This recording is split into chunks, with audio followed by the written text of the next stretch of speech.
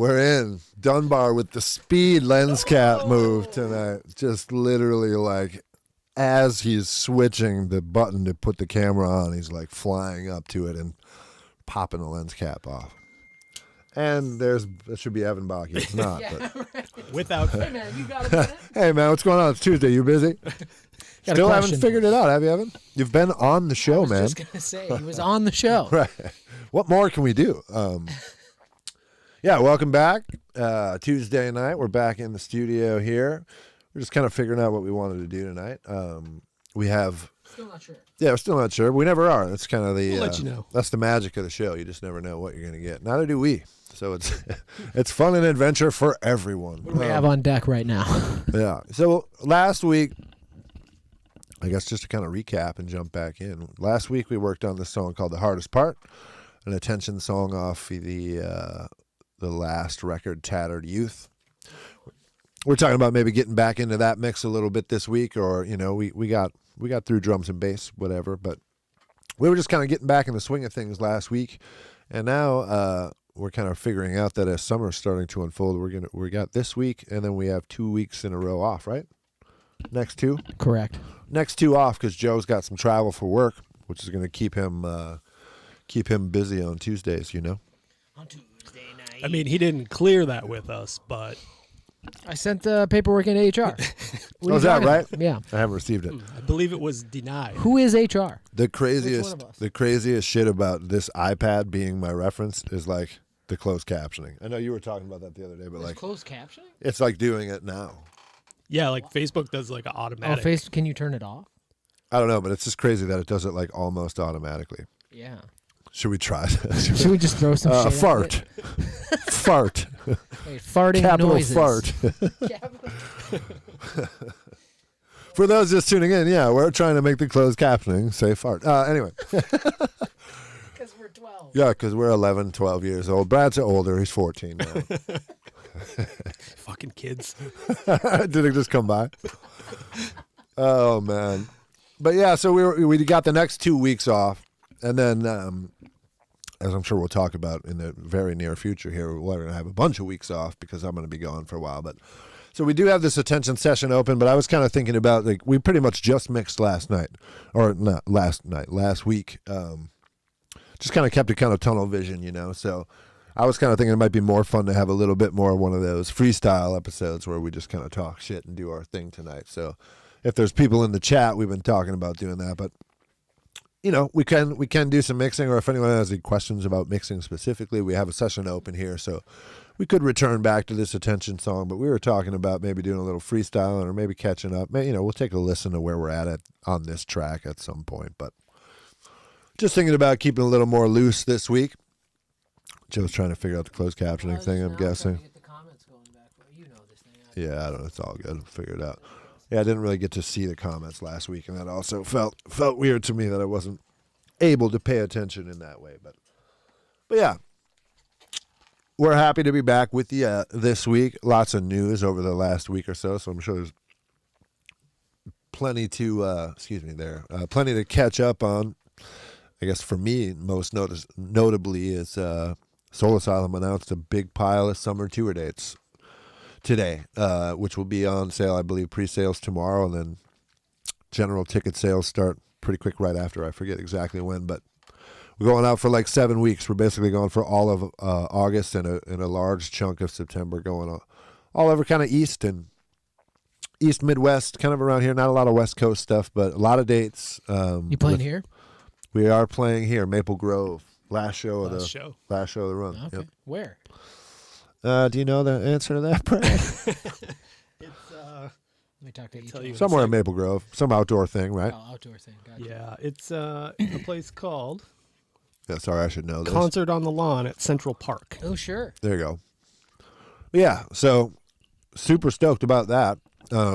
Local H and Juliana Hatfield on the I think almost all of it, mostly all of it, as far as I know. So that's gonna be rad. I was hoping to get out and play some shows this year, and we've been kind of hinting at getting some stuff done, but I was very pleasantly surprised as I just kind of found out about these tour dates fairly recently as well.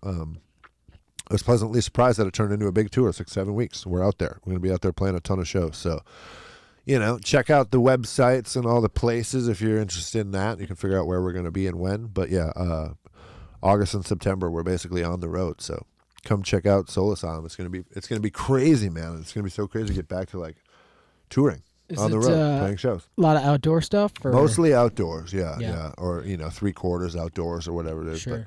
Yeah, I was looking at some of the dates because I'm probably going to road trip to something at some point on that. And Kansas City probably makes the most sense for me. Yeah. And based on like what the venue was listed as, I was kind of assuming it's maybe like an outdoor parking lot kind of situation. Sounds hot. It's in a really cool part of town. In August? Yeah. Should be great in the middle of August. For, parking lot in Kansas City, huh? Yep. 117 on the stage. Yeah? Can't wait. Anyway. Yeah, no, I'm stoked. I'm really excited to get back on the road. So check out those dates if you wanna. That's my kind of main news. I've been doing a lot of work in the studio, mixing quite an eclectic batch of things over the past little bit. I got one last song to do for my dad's band, the Ghost Particles, which I just got the other day. I was working on that a little bit this morning. Working on this punk band thing. That I can't probably talk too much about just yet, but young punk band from here that's cool. That just kind of doing a little thing with. Mixing some reggae stuff. Reggae man. Yeah. We got, what else? We got the vocal back for the people that watch this show on a somewhat consistent basis, we got the vocal back from Sam Hall. So, like I was saying. Not good. We've got I'm just kidding. I was kidding. Joe. That's where I thought you were going with it. I was going a different way, but I hear where you were headed. No, no, I was going to say not the next 2 weeks because, as I was just saying, the next 2 weeks we will be off. But I think just because we're about to have 2 weeks off and that's a long gap or whatever, I think that we're just kind of thinking and saying, me and Joe were talking about it before we started the stream. I think the next episode will be finishing that Sam song. We've got the lead vocal. We've got some harmony passes and some oohs and ahs vocals that he did from the prior set of vocals that he sent us. We have some of the original harmony vocals from the demo. I think we dropped the new lead vocal in tonight and just gave it a quick listen, and we're kind of going through the faders and realizing that, A, we tracked a lot of stuff. There's a lot of guitars and keyboards and string overdubs, and there's a lot of stuff in there. And B, it's probably ready to go, and it's probably close enough that we could finish that mix in 2 hours, and just do that on the stream. So, I don't know. We're thinking we're going to do that in the next episode, which is a few weeks away now. But so check that one out. That'll be a mixing episode. But yeah, tonight, like I was saying, I think we're just going to kind of freestyle, talk about whatever. Glad to get into some mixing. Not sure why I can't see these comments. I don't know if there is any. Maybe. I'm not really smart enough to know, but I'll figure that out at some point here. Jennifer Kramer on YouTube said she's got tickets for Maple Grove and trying to get to Kansas City as well. Oh, sweet. Brandy said she's trying to go to both North Dakota shows, so apparently there's 2 in North Dakota. Nice. Yeah, I've looked at the dates a little bit, but I don't have them quite. I don't quite know them in my brain yet. It's just a big old page of dates. It's 7 weeks. I'm like, oh shit, we're going all over. So right.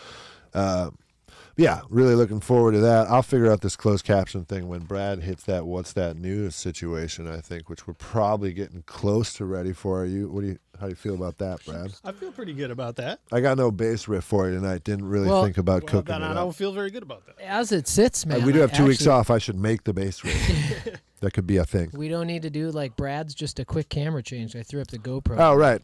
Yeah. I mean, there you go, that doesn't even have to be an official what's that news, man. We're kicked back tonight. I don't even really need to be facing Brad's the screen. Bump. No rules.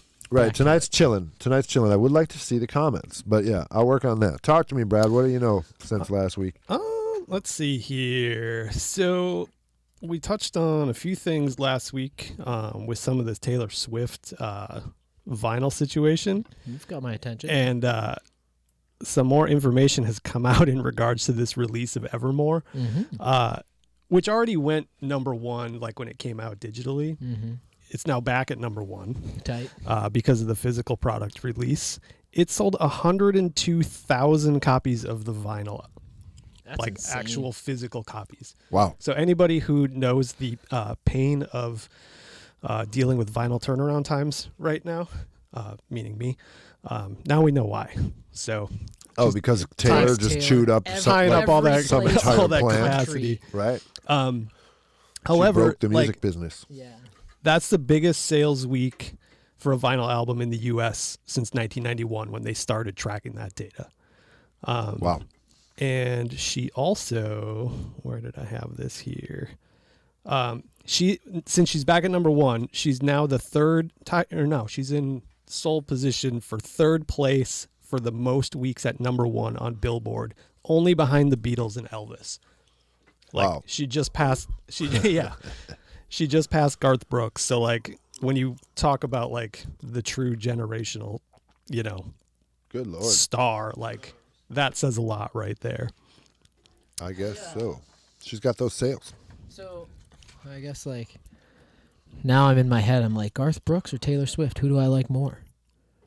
Yeah, you said you kind of grew up on the Garth thing a little bit, yeah, right? yeah, I really do. I don't have a problem with Garth, but I'm not super hip to his stuff like that. I think I was. Dude, we should place one of these days down here, like some Thunder Rolls or something. Yeah, and, like, there's some good Garth oh, stuff. It's just, man. it definitely leans more in the country Sure. end of it it is, where, yeah. Taylor has definitely gone a different direction. Paramore, back on they were the number 3 vinyl sales on Billboard last week because Fueled by Ramen re-released Riot on vinyl. Oh, no. Sick. Fueled by Ramen is doing like some 25th anniversary releases. So they did like a Fall Out Boy record. Everything's coming out like on silver vinyl. Pretty cool. Let's see. Linkin Park, in the end, hit 1 billion streams on Wow. Spotify. Good Lord. That's a few plays. That's a few. That's a few. Not bad, boys. Try harder next time. Right. Hey. Wow. A couple See what you album did there? anniversaries. AFI December Underground turned 15, which I think is a pretty underrated record for them. I think it kind of gets lost, but that's really like that. No one can hear you, Joe. That right. All right. No Probably shit. for the best, just saying. That's one of those records though that like, Sing the Sorrow was really like a shift for them. This was like the big shift, like fully into, totally different like synth stuff and whatever. What was it? Girls Not Great. What had Yeah, Girls Not Great was on Sing the Sorrow. Sing the Sorrow? Okay. Yep. Got it. I get some of their records jumbled up a little. Yeah. Fair, the best worst case scenario turned 15. That's Aaron Sprinkle's band. That's a really good record. Touche Amore, Parting the Sea Between Brightness and Me came out 10 years ago on Death Wish. Tiger's Jaw Charmer turned 7 last week. And Sensefield Building turned 25. Wow. Such a good record. Wow. Let's see what else. Tour stuff. We talked about Soul Asylum a little bit. Jimmy Eat World performed at halftime of the Phoenix Suns I playoff saw game. that. Yeah. And they didn't have him out on the court. They had him like up in one of the balcony sections, which was super cool. So that's like I think more of a common thing these days. I like this. I've been to, where was I? At the Carolina Hurricanes Arena. Uh-huh. And like the intermission performers for the hockey game or whatever, were like up. There's basically like it was like a section, but like no seats or whatever. Yeah. And they had a full stage setup up there. It was Wow. sick. It was really cool. So if you were in the second level, you were kind of like, they were at the bottom of the second level, basically. Yep. You know what I mean? So Yeah, that's what I think this was. Kind of like in the corner, they have the weird little like overhangs where there's usually Yes. maybe like a few seats Yep. or a few rows of seats. Yep. Glassjaw just announced some tour dates for early 2022 that have been rescheduled quite a bit. So they're now doing the 20th anniversary tours combined for everything you ever wanted to know about Silence and Worship and Tribute. I am hopefully making one of those shows somewhere, probably Chicago. And I actually did get tickets to... It felt really weird to buy tickets to something today. Dude, I got some like a week and a half ago, and like I don't, even when regular times, like I don't really go to shows, or Yeah. like, so I certainly don't like buy tickets for shows. Yep. Right. And it was a weird experience. I guess I was like, so it happened, and someone was like, I guess I have tickets now. Like there's nothing. I got a receipt in my email, but like no physical, like no ticket, no nothing. Yeah. They're like, here's a code. Yep. Yeah, they'll like text you a QR code or Yeah, something for a lot of you're these like, all right. places. But They want $150 for these couple of numbers. yeah, Right. but yeah, I got tickets to For a password. Yeah, right. Chamberlain's doing like a one-off show in Chicago. Oh, that's cool. Small venue. So I've never seen that band, and I like them a lot. So pretty pumped on that. You got to go. Let's see. Anything got to else? go. Anything else? You got to go to the show. It's true. It's true. Only other thing see really your question, is Jason. there is a band called Hotel Etiquette, which is Mikey from the band Pentimento. Jeremy, you might remember them. They were a do. paper and plastic band. Yeah. Yep. Mikey's got a new solo project called X Questions. It's called Hotel Etiquette. The album is called X Questions. He did the whole thing with John from the Swellers not that long ago, maybe a couple months ago, and it's already out digitally, and vinyl pre-orders are up and not going to ship till December. Thanks, Taylor Swift. But yeah, that's a really cool record. If you know Pentimento at all, it's along those lines, kind of Newfound Glory kind of Right. vibe to it. Right. So really cool record for, he played everything by himself on the record. Cool. So pretty sweet. I'll have to check it out. That's what I got for What this he's week. got What I on the got. news.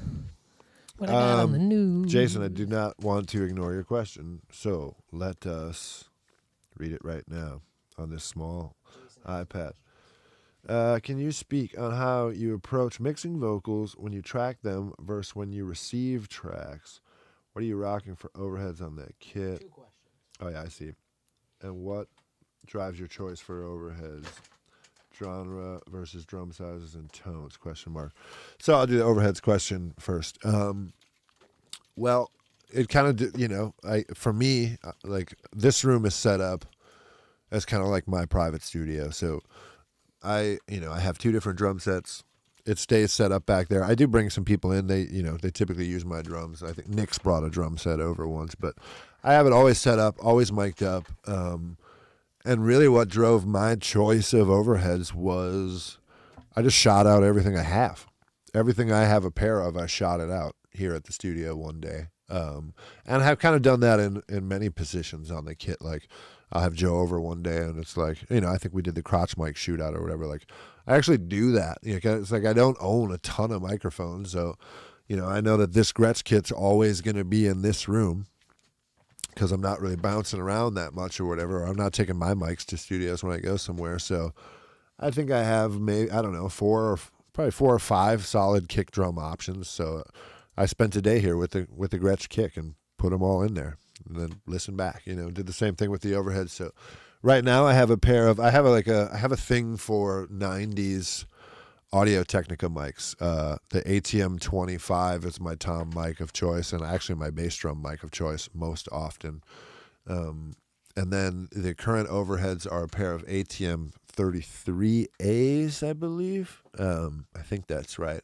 I had a single 33A when I was really young, like 19 or 20, and I think it was just one of those things, like I was at a guitar shop and it was kind of in the corner and it was $40 or something. And I didn't know anything about it, but it was like, okay, small diaphragm condenser, I'll check it out. And at some point along the years, it got lost or traded off or whatever. I just lost it along the way, but I always remembered really liking that mic. Like when I first got it, I literally, like I said, it's a small diaphragm condenser or whatever. So I was like, cool, this would be a good thing for instruments or whatever. And at some point we used it on a vocal track and it sounded incredible. And I was like, wow, these are really great mics. So I kind of always wanted to get a pair again after having one, like I said, when I was 19 or 20 or something. And one day I got a wild hair and I was like, I wonder what's up with these mics. And I went to Reverb and looked them up, and a pair was like $500 or $600. I was like, oh shit, these are not $40 anymore or whatever I got it for, I was like, people caught on. Maybe these are cool. Like I remembered it being really cool. All of a sudden they're expensive. And for whatever reason, I almost never look at eBay anymore, but I popped over to eBay and I was like, let me just see if there's any over there. And there was the pair that is now back here. There was like a pristine pair in the boxes with the sales slips and the zip bags and the whole thing for like $225 or something. So I bought those and I shot them out against the couple of pairs that I have, which I have 2 different sets of Kel mics. HM3s and HM7s. They're no longer in production, but they're great. I have a pair of older 414s. I have that pair of Audio Technicas. I think maybe that's it as far as like matched pairs of condensers. Oh, I have a pair of the Astons. I always forget about those. They're at the rehearsal space. Yeah, I have a pair of those Origins. Those are actually really great, actually. Yeah, for the money. I see people use those on, you know where I see that? The Spitfire Audio, a lot of those guys use. Yeah. And I think that makes sense because they're it's in cool the mic. UK. Yep, it's a good sounding overhead. I track it. Those are down at the Soul Asylum rehearsal space, and Michael and I have cut some drums over there. And every time I bring those drum tracks back over here, I solo up those overheads. Not only am I surprised at how good that practice space actually sounds for cutting drums, but those overheads they do a really good job. And we have a pretty down and dirty simple system down there. It's just like.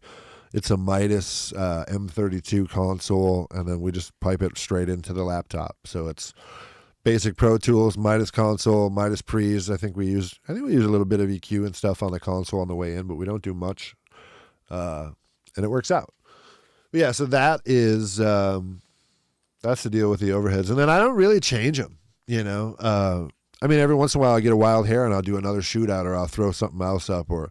I have them in XY right now. Sometimes I'll put them back to space pair. I find the XY works better down here too, but I've kind of just, because they don't move, I guess the short answer after all that long answer is because the kit doesn't move, I do the shootouts, I figure out the placements, and then I leave them that way for a handful of months until I get bored, and then I do it again. Or I'll put the Ludwig kit back up, and maybe I'll go, I wonder if I should try the 414s on the toms again instead of the Audio Technicas or whatever, but it becomes set it and forget it for a handful of months or a year or whatever until I revamp it. But I get it dialed, and I like it to just be able, I don't want to think about it after a while. Someone comes over and they want to cut drums. I'm like, cool, let me pull in my drum inputs. Like, the drums sound good. They're all pre-dialed. That's that thing about like just being able to go. Yeah, right. Like I got the sounds 3 weeks ago on that kit. So just pick a snare drum.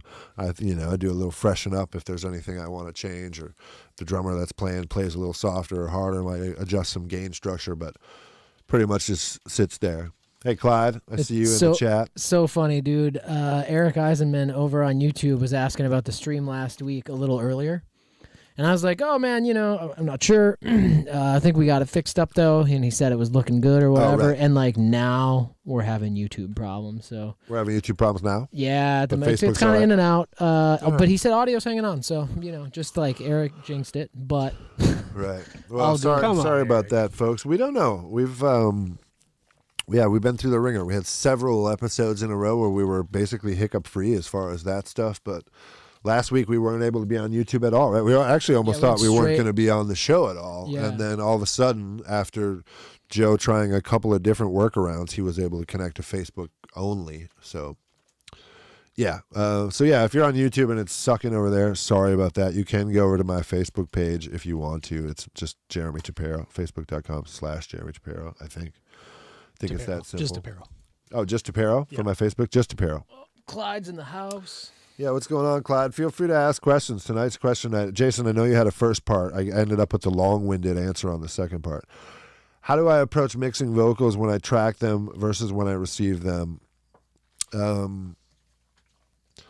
Well, I guess I don't think I really approach them any differently, other than if what I received is either too hot or not hot enough, or you know what I mean, just printed too loud or whatever. But I mean, I just, I guess it's probably, again, going back to that set it and forget it thing with the drums. Like, I'm sure it's probably a little easier for me to treat a vocal that I've recorded because I recorded it and I picked the microphone that I decided to use with that singer and did whatever I did on the way in, and I'm familiar with it, and I know that my go-to toolkit will probably work on it. I mean, I usually always go for the same tools, but if someone sends in a vocal, I got to hunt for unique problems, if there is any, and if I need to break out a different thing or whatever, I will. But I mean, I have it. If you want, Joe, you can throw this screen up. We haven't worked on the vocals for this track yet, but like, for instance, this is my lead vocal. I have kind of my go-to stuff all just bypassed here, but I mean, I'll literally show you exactly what I would do or where I would start, which is I'm usually going to have a de-esser first. I may not always put that in first. I may not put these on in this order, but I usually, like, when I when I start on a new track, I leave myself room so I can get things in order. But it always ends up this way: de-esser first, and then I'll have some type of channel strip or EQ. I may or may not use any compression on this guy, but I'll use the filter, I'll use the EQ. I drive that EQ into a compressor of choice, not doing much, usually just for flavor. Sometimes it's this guy. I've been liking him again lately. Sometimes it's an 1170-60 thing. I mean, it varies, but I've actually been liking this thing again, and I really think that the magic in this thing is like a cross between playing with the peak reduction and playing with this high frequency thing. Like the way this high frequency thing makes the compression react to the signal really can shape the sound of a vocal, and if a vocal's too bassy, you can kind of get rid of that in the compressor. If you want a little air and a little sparkle on the vocal, you can kind of get that with this compressor before you even do any EQing. But I'll always do EQing in the compressor. And then this guy's really been my like favorite thing on vocals lately. And sometimes I'll put this guy on before anything in this position and then decide how much I want to de-ess or if I want to add another compressor. But this thing can be pretty magical on a well-recorded vocal and actually pretty magical on a poorly recorded vocal. It can really glue stuff together, push down the high stuff, bring up the low stuff, compress it in a different way. I don't know exactly what's under the hood of that compressor, but it sounds incredible on vocals to me. And then sometimes for a finisher, I'll just put some amount of limiting. Sometimes a little, sometimes a lot. All this other stuff starts to stack up. I'm just kind of keeping red lights off. I'm not really smacking this limiter, but if there is any weird vocal plosives that have somehow made it through this compressor, then this would just be a grabber, And I don't really, like I said, I don't really change my approach for something that someone else is sending me in unless there's an issue. I will often on a vocal, if a vocal does have issues, I break out this C4 and kind of like do the multi-band thing where I can sift around if there's some, typically with some rock vocalists, there's kind of something, it's like there's some weird magic between, I don't know, 1 and 4 to 6K often. But then a lot of guys can have within that magical range, which is fairly narrow, they can have something that's really pressing and kind of like will burn that whole thing up unless you can get rid of it. So like, sometimes I'll take one of these dudes, I'm grabbing the wrong thing, and like I might use this to do a little bit of additional de-essing, and then I might end up with like if there's a guy that's got something really weird and tight around 3K, and anytime he hits a note in there, it just kills me. Like I'll do a really tight Q and I'll just multi-band compress just that frequency. So theoretically, just when he's belting that note or whatever, it will tuck that in.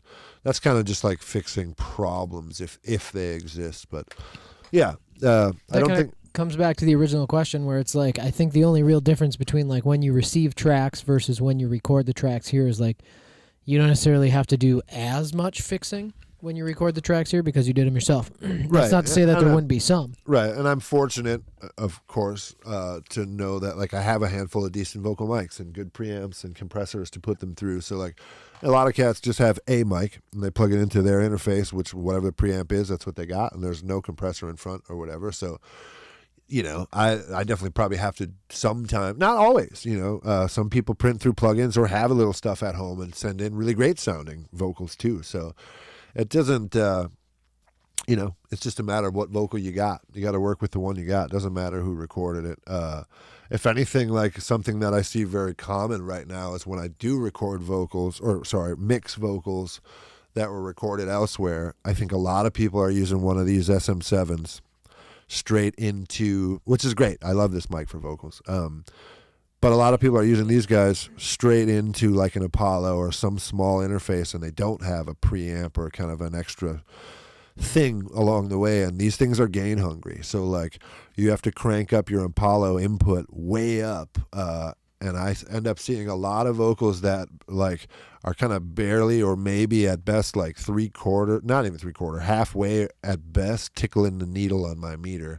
And there's already background noise because the preamp's working that hard to get it to send that little bit of level. That's not the hugest deal. I mean, there's clip gain, there's things, but like unfortunately, like when that background noise and that hiss starts creeping in from having the preamp that open, there's a lot of amazing plugins, but that's a tough deal. It's tough to have a vocal that can be right in your face and doing everything it needs to do. And when it goes away, if that, sometimes it's like the hiss is so prominent in the sound because of all the compression and all the shit that's happened along the way that you're like almost can't just like hard cut it in between sections, because like that almost sounds weirder than just letting the hiss stay and just calling it part of the song. Or it's like, it's almost just it's like the analog days where there's tape hiss and when it disappears, then all of a sudden you're like, whoa, right, you hear an S close and then afterwards you're like, what the fuck, and then everything just sounds cheap and you're bumming. Shout out to Dustin on the Cloud Lifter. The Apollo is probably the only bad example in the bunch, so I think it's like, yeah, right, a Cloud Lifter or something like that will definitely get you a long ways there. Yeah, I mean, I'm 64 dB. Like it needs a lot of gain in SM7. This thing needs a pile. I mean, even with a good preamp, like those some of those API preamps on most drummers, you got to pad them and turn them basically all the way down on a kick drum or a snare drum, and they're still pretty hot. But like even like this on a snare drum, like you can actually start opening it up an API pre on a snare drum with this, because like you couldn't really do that with a 57. You'd be peaking right away, But this thing just needs gain, so that happens a lot. Headroom. Get a Cloud Lifter or get yourself a condenser mic. I mean, you do kind of. Condenser mic thing is tricky too, because then you do really start introducing, like if you're recording in a bedroom or an apartment, you're going to start hearing the fish tank in the back and everything, if you got a fish tank because you're recording in 73. Your neighbor slamming their car. Or recording, you're getting a retro vibe going. You're like, I'm gonna record my vocals next to the aquarium, baby. That's what we're missing down here. Yeah. Do you know Dustin? I don't think we've actually met. We certainly know each other through the internet, and I'm aware of his production thing, and I know that he plays drums in a pretty popular rock and roll band and all that stuff. Yep. But I don't know that we've actually met each other. Maybe along the way. That's a good question. Yeah, his studio is a home-based studio as well. And he was from here and lives in, I don't want to put words in your mouth. I know you're watching, man, but he's like from Colorado. In Colorado now. Yeah. Okay. I thought so. Yep.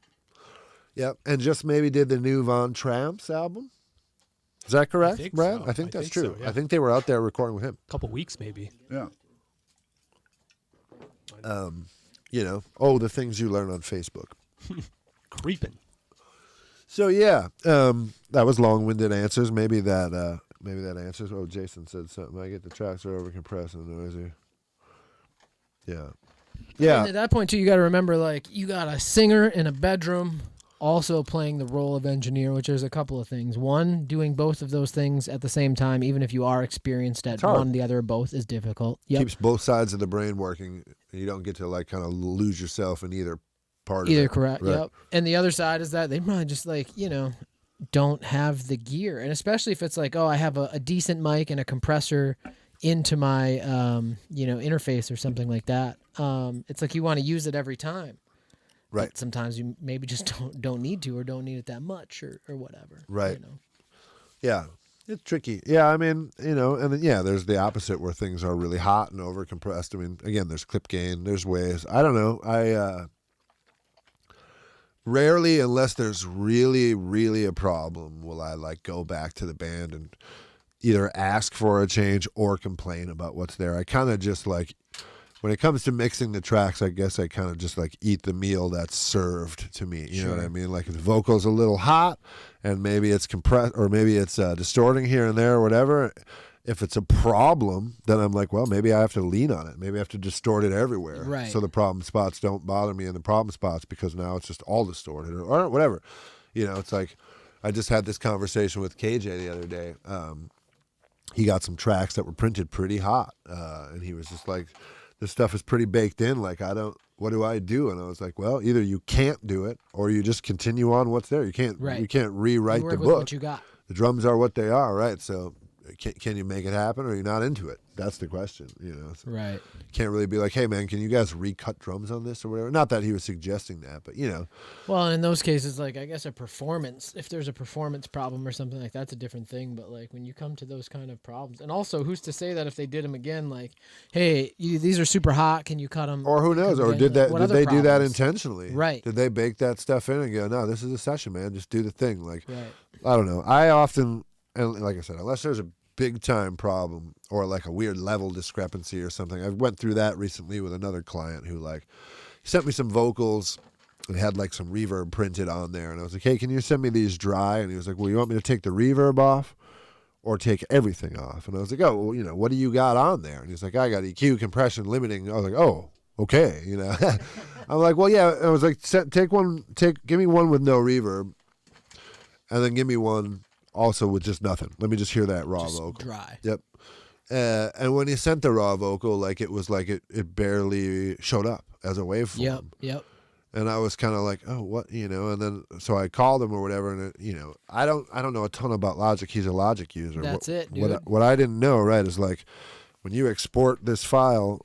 If I export this file this way, it's exactly what I'm seeing here. It doesn't matter that this fader's at 4.3. Doesn't matter if any of these plugins are on or off. It's just going to export just that file.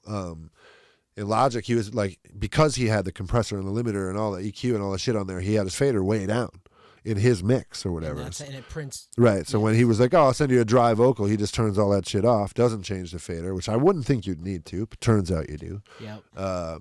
Yeah. So, you know, little things like that. Then that's a time where I'll go back and be like, hey, man, this vocal's barely moving the needle. Is that right? Or is there something happening? And often we figure out like, oh, it was this, and then I get a new bounce of that. But that's common to a Logic thing too, because I've ran into that on some sessions. And like when I first got Logic, I had to go through and like kind of Pro Tools it up, so to speak, because it was just like I need this to behave a little more like I'm used to in Pro Tools, just so I can get around. Sure. You know. My other pet peeve, often, not every Logic user, and I should get to the bottom of it so I can just, you know, Mr. Miyagi the problem children through their problems. I'm excited to hear about that. Often everything shows up every file stereo. Yes. Yep. Yeah. Kick drum stereo, snare drum stereo. Even though they're not stereo, there's no stereo information. Just every bounce is a stereo file. Vocal, stereo. Yep. Makes me crazy. But not always. Some Logic users are able to send it to me correctly, so it's something in the way they're bouncing around. I got to learn enough to be able to help them out. That sucks. There is a program for that called like Stereo Monoizer. You got to pay for it, but you got to buy the program. But it literally like it'll search through a folder and like go like, oh, no stereo information here. Reduce that to mono. Oh, that's cool. They Yep. just automatically It'll do it, just so you don't do have to import all the channels, split into mono, right. and then delete all the stuff. 1.5 of the channels. Yeah. That shit's annoying. That is annoying. So Logic users, tighten up. Buy Pro Tools. I know, like, when I first started using, I shouldn't even say using Logic, like, doing things in Logic, like, it drove me insane, dude. It was post-fader metering. Okay. And could not. Sure. Yeah. Couldn't and change I was it. like, so if you turn something down, meter disappears. Meter also you don't know that disappears. guitar is playing Correct. right now. Right. Correct. I don't like that. There is a switch for it that I did. Sure. Find, but it was Sure. I don't even understand why Right. that's the I'm default. pretty sure you can do that to Pro Tools. You can. I think they have it at Winterland that way, and it always freaks me out. Yeah, and like I would just think the default on any setup should be pre-fader metering. Jason's hip to stereo monoizer said it's worth it. I believe it, man. I kind of suffered through an album recently where I was splitting the mono and grabbing the stereo and the right and deleting it, and then doing that for 9 vocal tracks, which when you split 9 vocal tracks into mono, all of a sudden takes up your whole goddamn screen. There's some scrolling that needs to happen. Oh yeah, that was another Not thing a me and good Joe one. were talking about tonight. Like we were going through, this isn't it, we were going through the Sam session, which has a good pile. This one's got a little pile, but we were like, you know, does your session scroll? You know, like, because our shit scrolls over here. You know what I'm saying? We it should. Doesn't always need to scroll, but, you know, maybe it should. If you're trying to make it bang, you know. Trying to make it bang, or you're just you should. trying or to not, make it pang, one day ping. it would be neat to see the. I got into a Reddit thread about this with some people because there's some default routing that happens in Logic. Okay. There's a default master. I don't know. It's super weird, man. And without getting into we should almost like dive in and do, because I know there's some people that, you know, watch a show that pop around in Logic quite a bit. It would be cool to see like a comparison, like some of the things, because that really threw me. The way I route, I learned from you. So like I route stuff the way you route stuff often, and like Wise choice, man. Yeah, right. Well, you know, pick some stuff off the internet, whatever. Right. The factory default setup, like stuff that's in Logic, like still throws my brain for a loop. The way the gain staging goes, like it doesn't make sense to me. Right. Yeah, I don't know enough to know, but I believe you. Yeah. But anyway. Yeah, different. I get it. I mean, there seems to be a ton of really great things about Logic, and I got a bunch of friends who are just on it. They're just using it. They're not using Pro Tools anymore, that's all good. I don't know. I got a lot of time and money, frankly, invested in Pro Tools, and that's where I'm comfortable. So I'm just I'm riding it. It's like they always say, all that matters is what comes out of the speakers, right? However you get there. I've picked my hill, as they say, Yeah, but excellent. Thanks for a couple of questions, man. We like that because it keeps us moving. Because we've been saying it's I don't know, freestyle night. We're just kind of hanging out, Friday on a Tuesday. Yeah. We're trying to think of what else has been just kind of going on in the studio world. Have done a little bit more work with the old Fuzzard camp. We're gonna try to. I don't know. I was thinking about it today. Realistically, I don't know how possible this is. I'm kind of talking to Brad now, as Brad's kind of become. I was gonna say, pretty I got rad Brad on the GoPro. Rad band-dadding them pretty well, but I think we'll get a lot of work done on this record. But I don't know if it's possible at this point to finish and mix that record bore I leave. Yeah, we were talking about that last night. Like that would be great. We might be able to finish the tracking, but the tracking and some of the mixing, or get tracking going. Would be the big thing to finish before you go. I think that's a realistic goal, and we do have 2 songs worth of stuff to do from basically scratch, short of drums. Yep. And then I'm sure there's some bits and pieces. I want to spend a day or two just nerding out and looking for the candy. We just been kind of checking these off the list, but I definitely want to go back on some second swoops and go where's that TAPPERO keyboard overdub? Right. Tuck in that. Well, and I think too, it's been 4 months or something since the first single came out. Sure. Or I don't February, know. maybe I think it was. Sounds about however right. many months ago February was. Great question. Yeah. You wanted questions tonight? How about that one? February was 2 years ago. But yeah, it's as this record develops and each single gets done, things are changing. You're hearing different things, and once it's it all all done, evolves. You Always. want it to become cohesive in the end. Yeah, I really do want to mix the whole thing from start to finish once we have officially ended tracking. There's just something about that. I mean, I don't have to do it that way, and things have been inched along and whatever, but there was something fun and old school and rock and roll to me about that, I guess, way of making a record. Where it's cool, we are done recording. We take a couple days off or whatever it is, and then we mix this thing. And it's a song a day for the next 10 days, or maybe we take Sunday off and then finish off or whatever. And then do the revisions and call it done. I don't know. I think that puts the final cherry on top and glues the whole thing together. I don't know. I think that is an important part of the process. So I have a feeling that might be the plan. Try to get the recording done and then come back from this tour, mix that record pretty much first thing. Which that's always good too. It's always good to catch that energy. You get back from a tour like that and you're charged up to get in the studio and you're excited to mix the new thing, and you've just been listening to hours of music every day for the last 3 weeks. You're in a zone, and it feels good to be back in the studio after being on tour. Just much like it feels great, and I'm really looking forward to go back on tour after spending a lot of time in the studio. We talked a little bit about. We got some questions rolling in cool. over on YouTube. Eric was asking and honestly, this really plays to the Fuzzard thing. He's asking if we can talk about Winterland and Catamount in terms of what each of the places kind of brings to the table. What's the magic with either and or both Where places? did that question come from? YouTube. Oh, Real okay. quick, You're on Eric, if you chime in on Shout out. YouTube, have you recorded at Catamount at all? Because I know your old band has put out some records, and I'm just curious if you've ever recorded there. Right.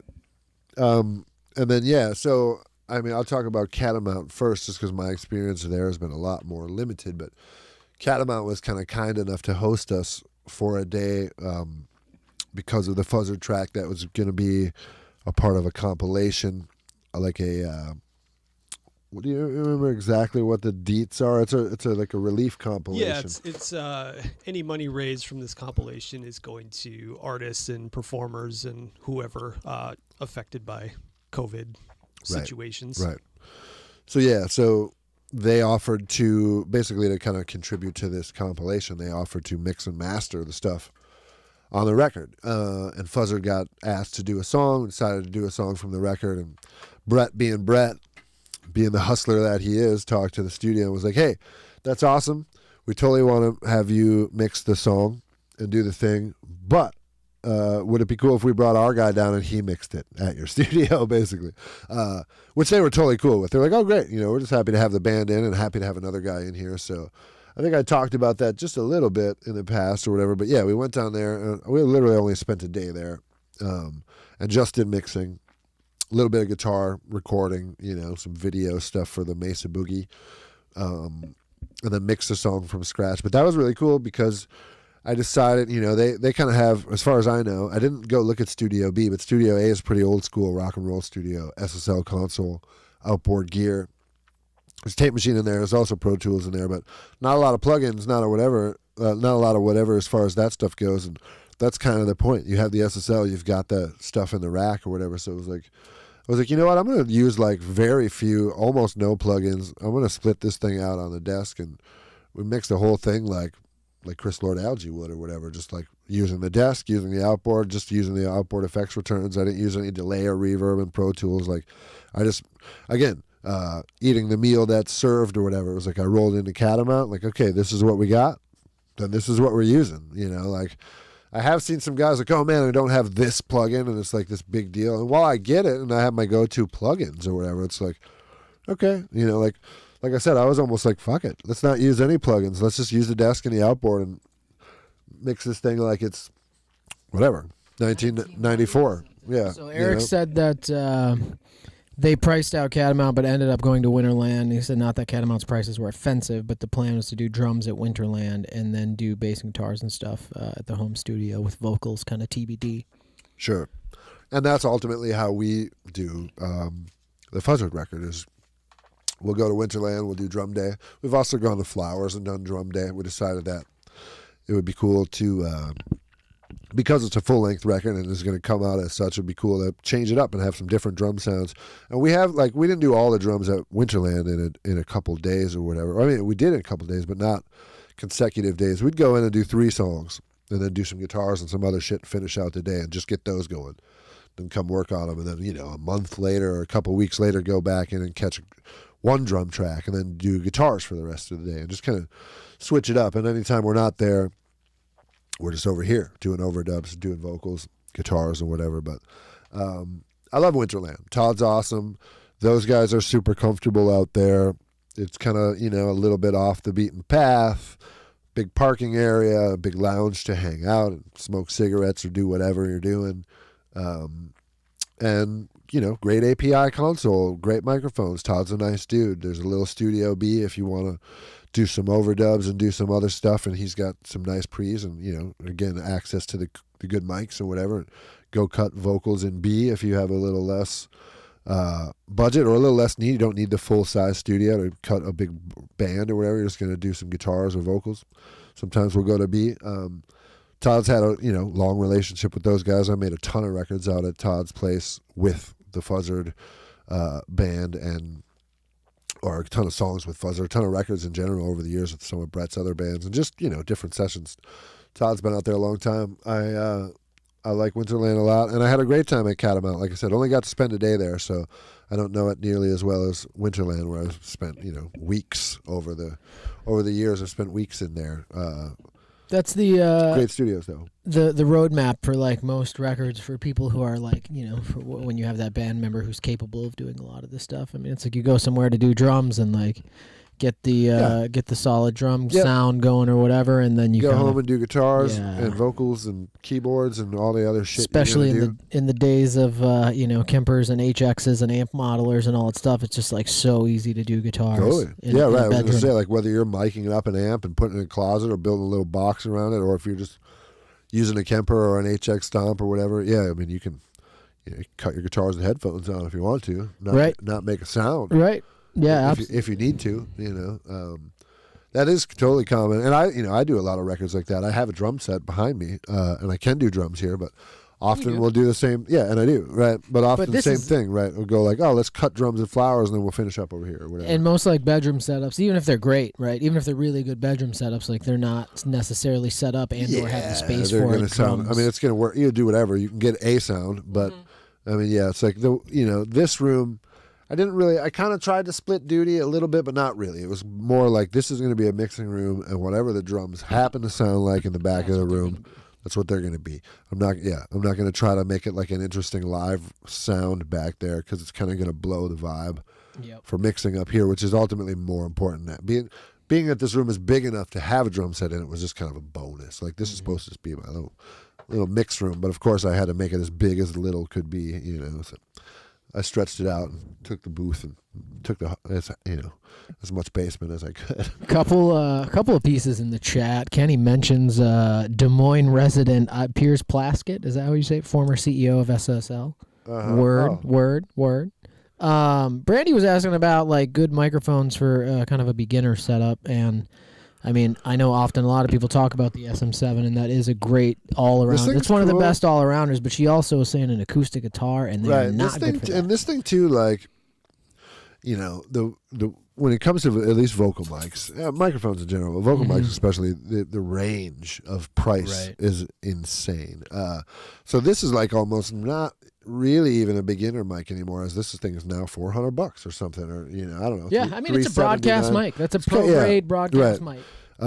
There is some stuff that's cheaper, and if you want to record it, like some acoustic instruments or guitar, dude, no way. We just started. You got to go ask somebody else.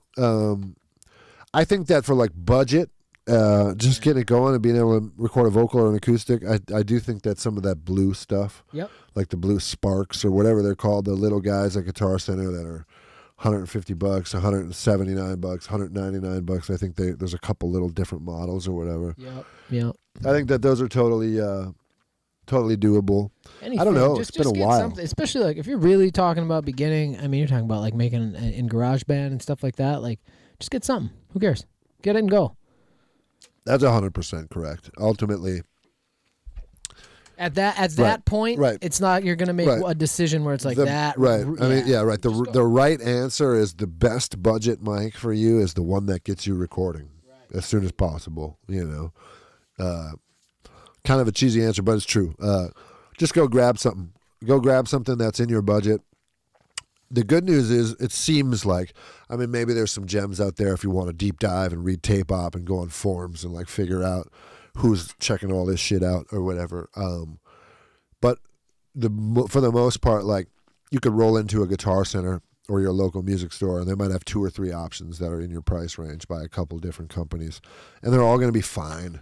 Like at this point, this stuff is getting pretty good. Like you can make a $100 microphone that's, does it sound like a $10,000 microphone? No, it does not. Does it sound great? Yeah, it does. Works great, so.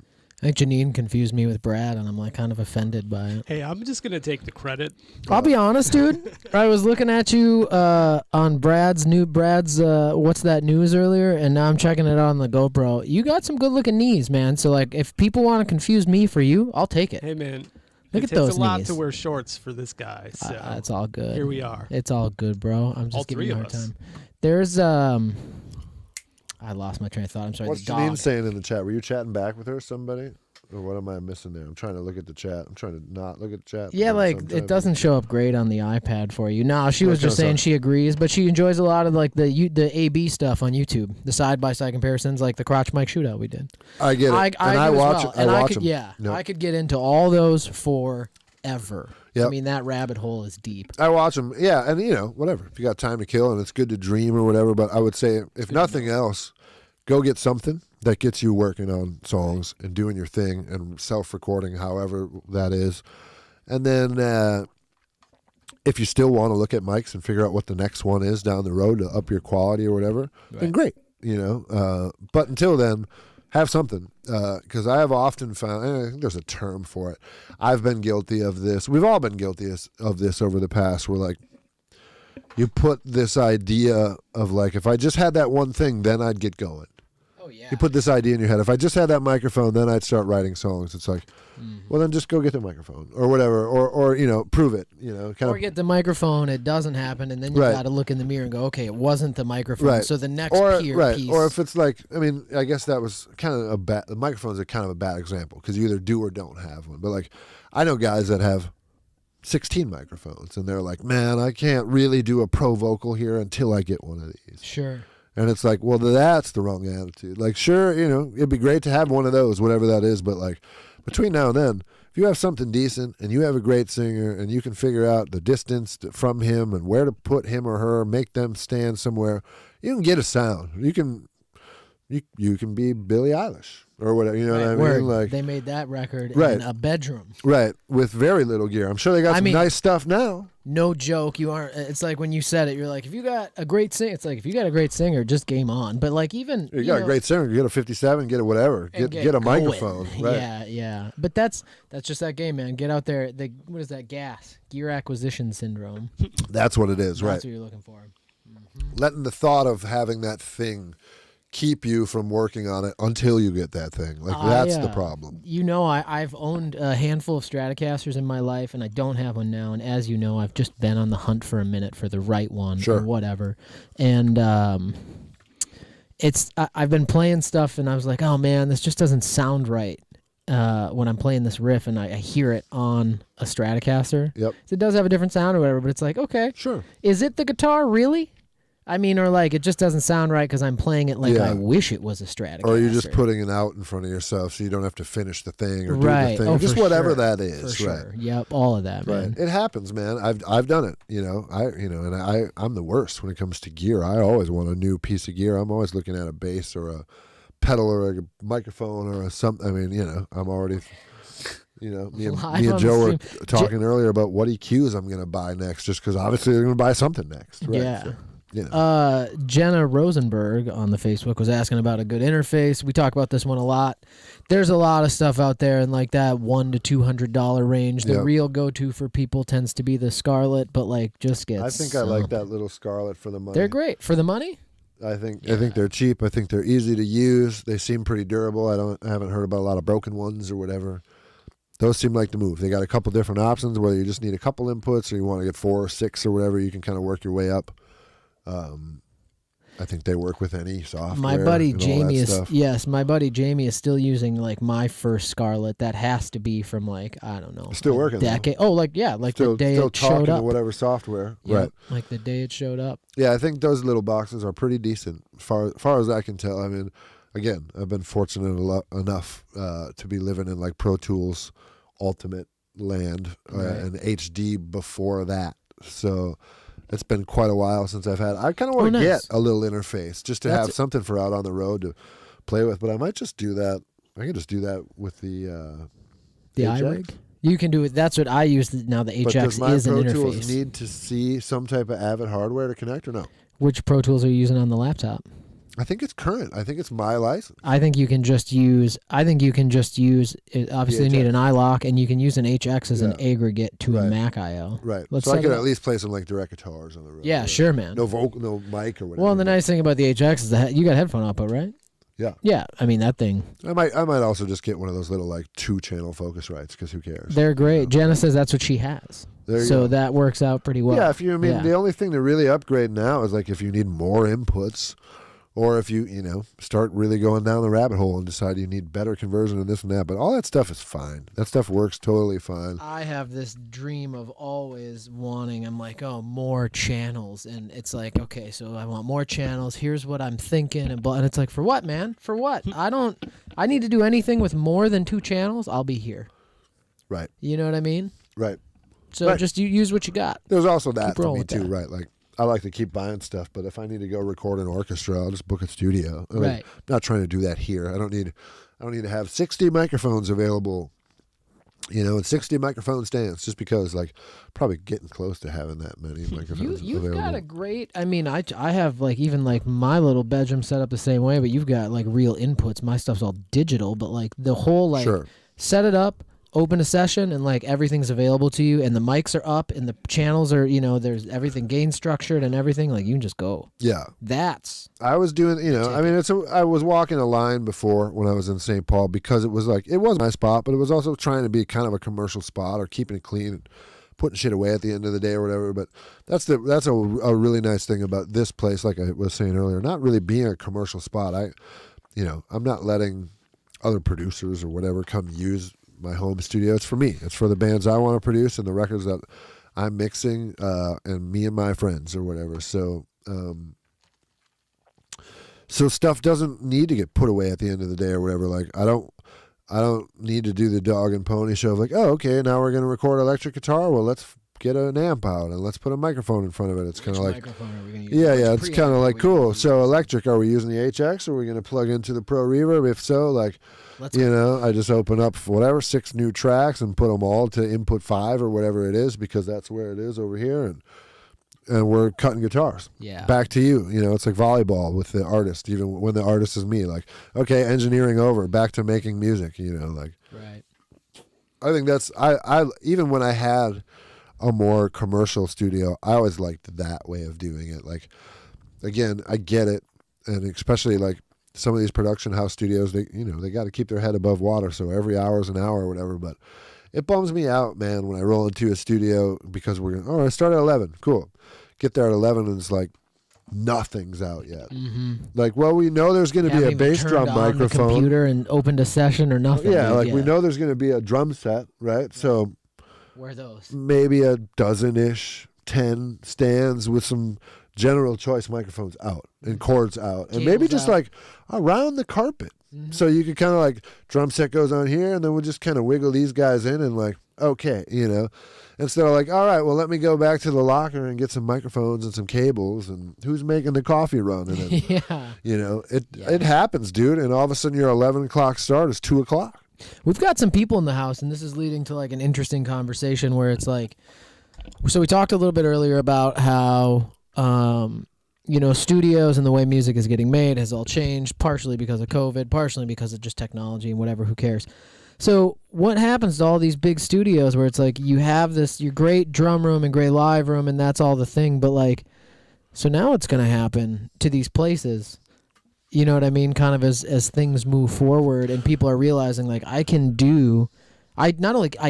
want to do a lot of this stuff in a variety of places, whether it's my bedroom or a buddy's garage or whatever. Like, you could easily, it's like, let's do drums at Flowers.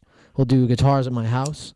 We'll come over here and, maybe we'll do some percussion and vocals over here, something like that. But it's like, happens so now all the time. Yep. Yeah, right. And so now I guess I'm just wondering to myself, like, what's going to happen to all these commercial studios that are like, obviously there's still a need, right? And I'm not sweating on that, but it's becoming way less demand. I mean, we were talking about Blackbird a couple weeks ago. Well, that's been the fear for 10 years now. Right. Is what happens. And we have lost a bunch of them. Tons.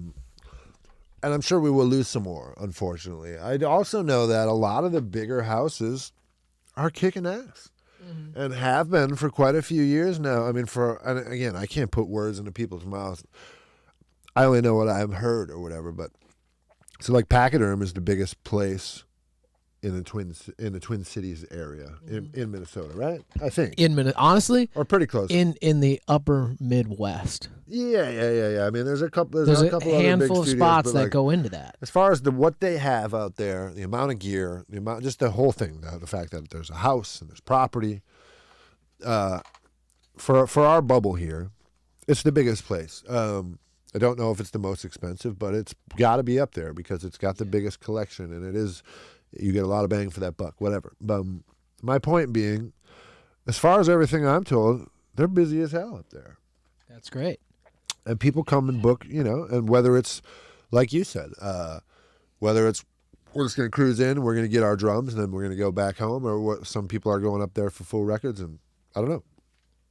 They're doing great. So, like, one that you think would be like one of the harder ones to keep open, I guess, is not having any problems. So I don't know. People are finding ways to fill time and spots, but it's just interesting. And I guess just to tag on to that kind of earlier statement I was making, the question that I brought up is like, Also, I mean, I guess for every studio that closes, like pro studio that closes, like how many mid-level ones yeah. open. And Sure. I didn't want to say bedroom spots, but like how many like sorted. Yeah, sure. Right. How many of those kind of get going? Right. My old spot was a mid-level spot for Yeah. sure, which was cool. I think there is a lot of that, and you know, I think that I don't know. There's certainly a place for all of it. People are doing more at home, which is great, and I think that the people that do more at home and continue to progress, at some point, while they will always work at home and that freedom will always be there, at some point you go like, man, I want to go cut in the studio. Yes. You know, Yeah. because I'm sick of working at home, or I miss this and having the space for that, or whatever. And Or you just want to do a thing where it's like you need the space to do the thing. right, if you Or want to that get you a need big the gear drum or whatever. sound or whatever, then you need a big room. Or I mean, there's ways to cheat it, but there's nothing like the real thing. And having the real microphones in front of a great drum set in a great big room, and being able to put room mics 35 feet away or whatever, and you know, if you love making records, then you will find places to make great records and do all that shit or whatever. And you can also do it at home. I don't know. Who Good knows? questions, people. Yeah. Some great Who knows how many conversation. will make here. it? Diane showed up late, but she's excited that concerts are back. We were I'm talking super about excited too.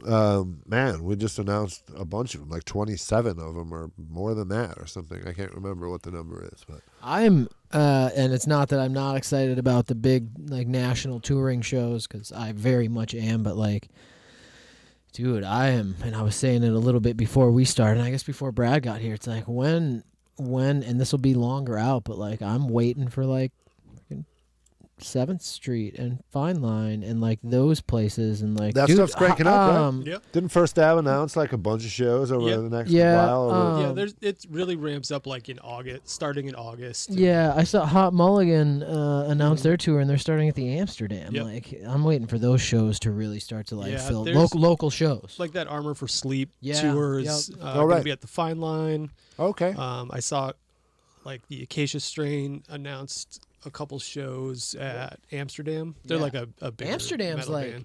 getting some shows, dude. Yeah. Word. I think places are going to be booming, man. I I'm think people are itchy and can't wait to go to see shows. And I mean, that's what I'm hoping for. I'm fingers crossed we're going to go out and have a great tour because people are just like, yes, yeah. stuff is happening again. I can go see Soul Asylum and Local H and Juliana Hatfield, and that sounds fucking good to me after being sitting around for whatever 16 months or whatever. You know, I don't Yeah, know. right. I think it's going to be.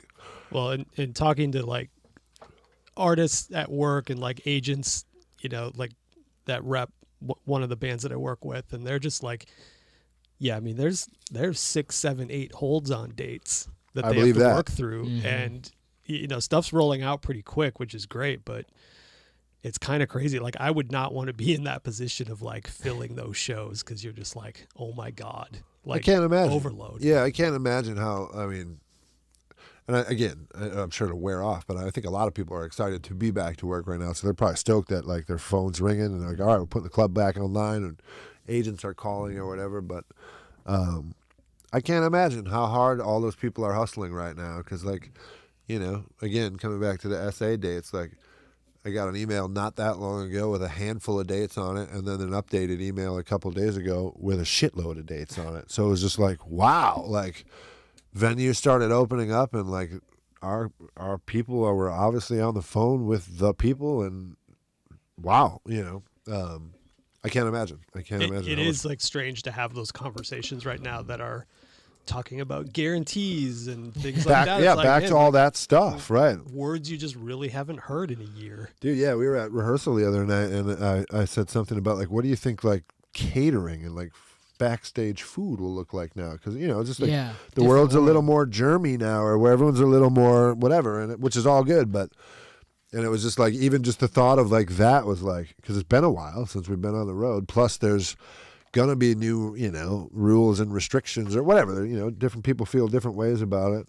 And frankly, like, you know, probably the days of like, yeah, there's a table of food on the corner. Grab what you Right. want with your And bare ass everyone hands. will just kind of graze all day, you know, whether that's band, crew, local crew, you know, buddy who pops by and makes a sandwich somehow. You're like, what?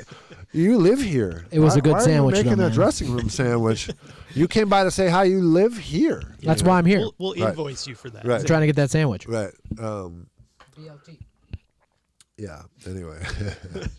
Yeah, I we lost were my talking train of about thought earlier, because I got too. hungry for a sandwich. It's just weird, the sensation of like buying tickets to a show and like, Right. you Just know, getting what's all that that gonna back. be like? Just going into your first show that you either Dude, play or you go to. I It's went gonna be so into crazy.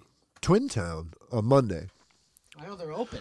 A, they're open, Yeah. which they haven't been in forever. B, there's no restrictions in there. Mm-hmm. Wear a mask if that makes you feel comfortable, and if you don't. I don't know. Maybe one, if any, of the employees were masked up or whatever. Most of the customers were not, and so not only that, but also first time it's been open for a few days now. First time I've been in there in Memorial over a year Day. or whatever. I mean, I snuck in there with KJ a couple times, but first time I've been in there and it's like open and I'm supposed to be in there. And it was great. Like it was great, but it was also like, wow, it's been over a year since I've done this, and there's like other people in the store, and it was busy, and there was like shit going on or whatever. But it, while it was great, it did in a weird way feel strange. Like, oh wow, we're like back to this, and this is okay, I guess, to not have a mask on and or whatever. And We both we're know, good. man. I mean, I'm vaccinated, so I guess I'm, all the Yeah, shit. But yeah. it's just like, Oh, yeah. it just feels weird. Like, oh wow, even thinking about going on tours, like, wow, really? Forgot about We're that. gonna like crawl into the bus and like be in a new city every day and like playing. All right, okay, Yeah. right. It's been a while. Holy shit, right? The only reason I really haven't picked up that strat we've been talking about is like I want to go sit down and play. You know what I mean? Like play one. It's like I don't want to. I can't wait to go to the store and just look at the wall and go, "That looks like a sweet guitar." Let me eye this thing up and put like that's. Instead of just like look at pictures on the internet, like Yeah, who cares? pretty hard I'm to- going to spend $2,000 on this, and it's like I hope it plays great. I don't know. yeah, it's tough. I mean, I do it, so I cannot lie. I look at all kinds of guitars and stuff on the internet, but I have over time learned that like, I guess for lack of a better way to put it, like, don't buy it just because it's pretty. You know what I mean? Like, wow, that thing looks amazing. It's my favorite color. It's this, it's that. You build it up to be all this stuff, and then like, it just happened to me actually with a make and a model that I will not mention just because I'm not trying to burn any bridge companies, bridges or whatever I'm trying to say. But there was a bass that I've seen online for quite a while. And it looked really cool, and I was like, man, that might be one that I could add to the old collection or whatever. And then I saw it in person finally a couple days ago, and when I first saw it on the wall, I was like, oh shit, it actually looks even better than I thought. Here we go. Yeah, like the color was better than it really showed up in the pictures, like in real life. Like the color was more sparkly, just whatever. Like it had a thing. Looked better. So I'm like, oh boy, here's my next problem.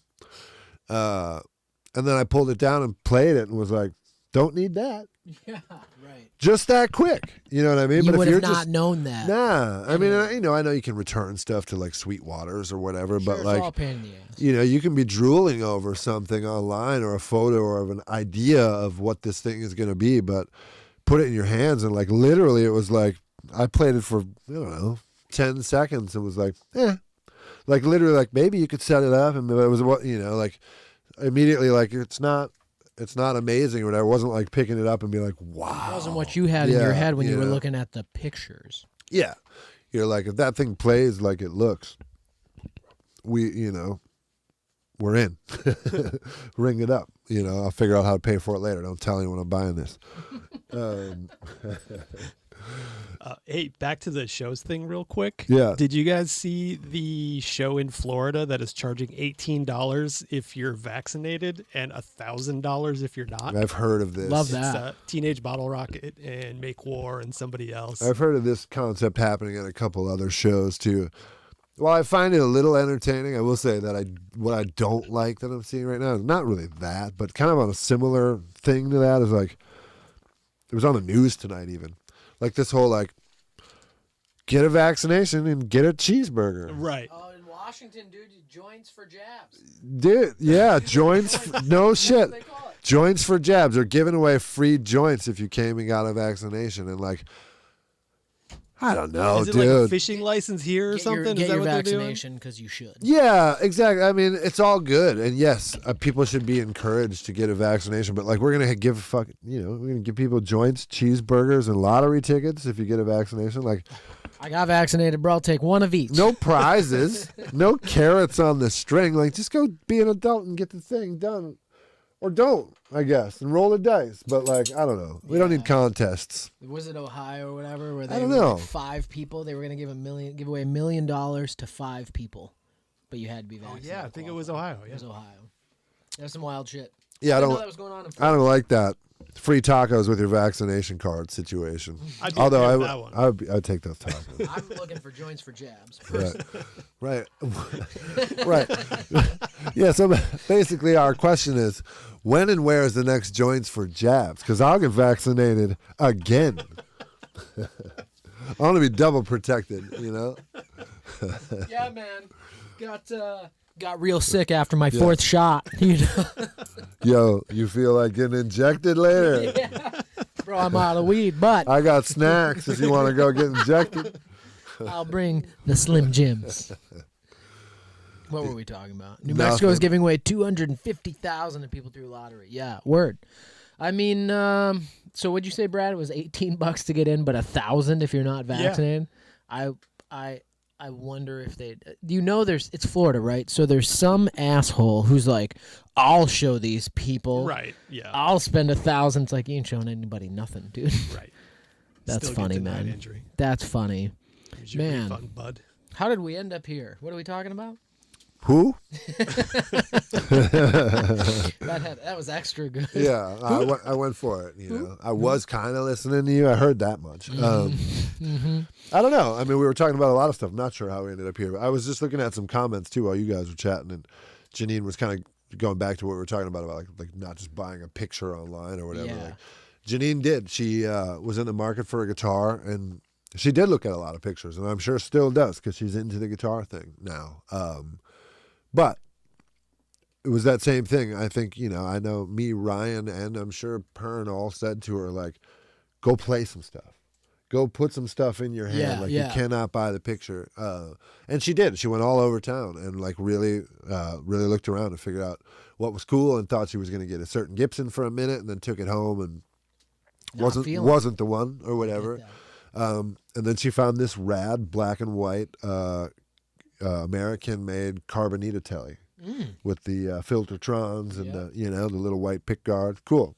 Limited edition, Gotta be. over at Willie's or whatever, and that was the one. And she might not have picked that one if it was just a picture? photo game. That's the thing about guitars, man. Like, you gotta feel. You gotta feel You them. gotta play it. You got to put it There's in your hand. You got to hear it. You got to play it. Weight is a huge one for me. Like, I have a Gibson LP, and I didn't buy it sight unseen. Like, I was living in Duluth. I was at Guitar Center here in Roseville, and we were on our way out the door, and like I just glanced at it up on the rack, and it was like, we had to leave. It's time to go. I grabbed the thing down. I played it for a couple of minutes, like sitting down, Right. and I bought it. And went home, and of course, was super excited, playing it for a few days. Well, it comes to practice later that week, which is the first time I'll play this guitar standing up with a strap. Oh, You're not strong. Bro, the opposite. right. I'm So the your knees opposite of buckled. strong. So my knees buckle. Right. You fold it up like a lawn chair. My LP, so super neck heavy. Sure. I hate that. Dude. Diver, I right. hate that. Yeah. So, I mean, the LP, I've kept it because it's good to have an LP, but I would really never play it live except for like a special tuning or something, because it's like fucking that neck weight. And honestly, if I would have played it on with a strap at the store, Right. I may have just not bought it. Yeah, I mean, you can start to play the game. There's certain straps that won't slip, Yep. but then you might have some goofball blues lawyer strap on, which you might not want because I'm getting into those lately. Yeah, I well, figure like yeah, I'm a you get a- bedroom guy anyway. You get a whatever. little older, you're Yeah. like, that cushiony strap probably would feel. You pretty should see nice. the one I bought for my bass, dude. Like a 4-inch couch strap. Oh yeah, It's like 4 inch. Yeah, it's right, big, dude. right. Straight. An inch for each string Looks on like that I'm thing. carrying a bazooka on the back of my stuff, and you're like, "What is that for?" Right. It makes What's my up, bass look small. Rambo? Yeah, Right. it's like that, bro. It's got bullets. Yep. Yeah. Anyway, gotta play him. Gotta play him. I did Yeah, a it's project fun. for work for the owner of Couch. Did you really? Yeah. I like the couch You love stuff. couch I've got a. straps. I was. that Janine, was you my got a shit couch for a minute. strap? Get a couch strap. Ooh, she has a black and white. I wonder if she wants a couch strap. I might have. Get her it. the black and white stripe one. That's your trademark right there. Yeah, the stripe. I was rocking those couch straps for a hot minute. I'm just back to the old classic black nylon Ernie Ball plain Jane. Nothing to it. Well, it would be nice to maybe have something a little more comfortable. I don't know. I just like the plain black strap again. I love it. Jason goes a strap that doubles as an ace bandage. Baller. Right. Yeah. Tourniquet. Dude. Huge. Right. Oh, bro. If I like broke an arm, I could just turn it into a sling. No problem. Yeah, I don't know. Strap thing is funny. Strap thing is very personal choice. It definitely is. I was always You on like the those DiMarzio DiMarzio clip-ins? clip stabs. That's because I throw the guitar around a ton. Back in the days, I rocked those. Like in the Animal Chin days, Jamie Wolford, that was his thing, was the clip-in. So I think I got a couple. sets because of all the dudes your age were rocking them in the music videos and Yep. at the shows and stuff. So it was like, that's what I got to get. Yep. And I just liked it because it was secure as all hell. Sure. I did those for a minute back in the day. Then I went to the Schaller strap lock. Yep. Usually always just a black Ernie Ball strap. Did have the couch stripey, like pinstripe phase, so I got a stack of those yet. Ooh. Jealous Sound thing was the couch seatbelt straps. Yep. So did that for a minute. I did have a pink seatbelt strap. I tried the vintagey vibes for a minute, like the soldier, like vintage kind of tapestry looking ones. Some of those are fun and cool, but I ended up just back at just a plain black strap. And the only reason I say Ernie Ball is because they go longer. Yep, Like, and you need I need them with a base. I need them to go a little longer. Some of those other brands all the way down is not far enough. And I guess I would say like the DiMarzio is just my default strap. If I'm getting a black or a white or a red one, just a solid color. It's also just a nylon strap. It's just got the built-in clip and it's a little wider. And I do like having the strap a little bit wider. Hence that 4-inch couch strap. Jenna wants to go play some bass amps. Yeah, I was just trying to look. HX stunt. No, I'm just kidding. Right. That's my answer to everything. I want the Phil Jones one. Yeah, I don't know. That's tough. Again, there may be some options, like on an amp thing. It's like the shipping thing makes it tricky. Like I don't know if you could do a Sweetwater demo thing with an amp where you buy it and can return it or you whatever. just buy it and return it. Yeah. Or maybe Guitar Center. You could probably get Guitar Center to get you one and still be able to return it or something. Maybe. I don't know. That is tough. But yeah, it is I'd say it's maybe a little less that way with amps as far as like, sure. There's not as much of a match. Right. You're never going to know until you get it. But you can watch the old YouTube and you can listen to some demos and stuff. And you get a pretty good idea. Like the guitar thing, like I said, it's just there's so much feel that happens. And it's certainly true of amps too, but I think that you could order an amp, especially if you can find a place where you might still have an opportunity to return it if it's not for you, which I bet you can. On an amp, man, like if you've watched a YouTube video and they've gone through it and you've heard it on that YouTube video, like that is what it's going to sound like. You can get a pretty good close. idea. Yeah. Right. Yeah. I mean, none of those things really ever do them justice, but yeah, it's that thing. With like I said, like guitar, until you have it in your hands, you don't know. Amp, you could do some research. You could take your best guess and go like, all right, I'm going to buy this one. Right. I've been thinking about buying a new head to take on tour. What do you? So this has been asked. I guess I feel like maybe I've asked you, but I guess maybe I haven't. What do you, with Soul Asylum in particular, like what do you play for a rig?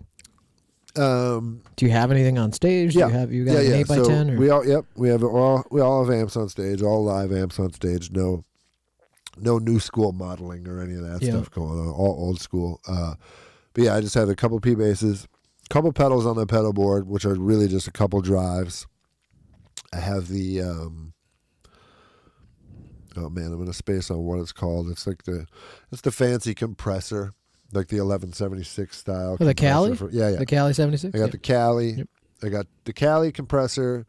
I have an EQ pedal on there for actually Cali 76. This bass back here, which I was going to talk about for the gear pick of the day. Maybe we'll transition into that quick after we finish this. But yeah, I got the Cali. I have an EQ pedal for if I use a different or an oddball bass, I'll figure out if it needs to be. Sometimes it needs to be turned up or turned down, or it's so that's for matching. I could pretty much just go depending on what the trip is. If I need a weird one, or if I'm just going to play the P basses. So yeah, tuner, the compressor, that EQ pedal if I need it, and then it is I have an old school Boss OC2 octave pedal that I really barely ever use in Soul Asylum. Sometimes I'll throw it on like a last note or something just to like, shake. give a little extra. Yeah. Never really bring quite the hits thunder. through the through the amp the way you think it might or whatever, but usually through the PA you're like, oh Yeah, right. shit. Yeah. That octave is That's like, that rumble. oh, right, like that lady's ice is about to jump out of her cup. T-Rex in the house. Yeah. So I got the octave, and then a recent addition or swap out. I just bought the Ampeg Scrambler pedal, which is like a drive pedal, but I did super not know subtle. that.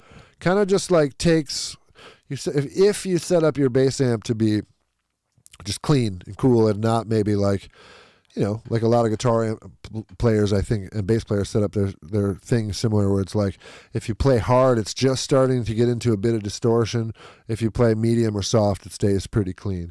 You can do that with a bass amp, or like some bass amps, you can just keep them clean forever if you want. This thing is like set up so if you do keep your amp clean, this button is like if your amp sounded dirty. Not really distortion, just that push, that like Ampeg SVT push thing that happens. So I threw him on there. I have a Zvex bass distortion, and that's it. What? Oh, and what then a head Sans though? amp. Like what amp? Sans Oh, amp. Sans amp. Got a Gotcha. Sans amp pedal as well, which I'm on the fence about. I got the blend just getting further and further down, where it's almost back to just the bass again because those P basses sound good. Yeah. Is the Sans amp your head though, or are you playing No, a head? then I have that Fender Bassman 500 thing, which is so like solid or like 2 preamp, Right. Class D power amp, like probably weighs about as much as this mouse. Right. Full size head shell. That's the ticket, man. Yeah. Like that's the stuff we're getting into. I have not tried, though I've seen every YouTube video on him. Shout out Janine watching that YouTube rabbit hole. When you're talking about pedals, I really want to try the Fender pedals, dude. Some of them look kind of cool. They do look cool. I haven't heard of them. And also the UA pedals that they released a couple Those months look cool back. too. Those man. look Those sick, I gotta dude. assume those are cool. Talking about gear I'm saying. acquisition syndrome. I would Anytime buy UA them releases somebody just to put them under the coffee table with the rest. Yeah, right. Because they that's look kind of like sick. they belong over there, Yeah, man. Dude. You know, All right. That's how it is. Go onto the webpage right now. that is how that gear Let's life. talk about this is. bass. Gear Life, dude. What bass? The one behind you. Oh yeah. So So The one you pointed to 30 seconds ago and said that bass. I don't know, man. I got lost in the moment. who? You know? What? But yeah. So that's my rig. Yeah. So Ampeg or sorry, Fender Bassman 500 guy, Ampeg 810. Yep. And then typically always P basses. I have a. You guys are all handful. wedges. We have been up until very, very recently all wedges. For those who don't know what that means, I always forget. Some people might be like, "What?" I suppose, right? Yeah. All wedges means like everyone has in front of us on the floor wedge monitors or the monitor speakers that you see in front of us, sending vocals and whatever else. We have, and Soul Asylum has forever been all wedges, but this tour, because we've been working with this guy Cody, and for the last couple of live streams, me and Ryan, Michael's been on in-ears forever. He's got a little mixer back Makes there. sense. He does his thing.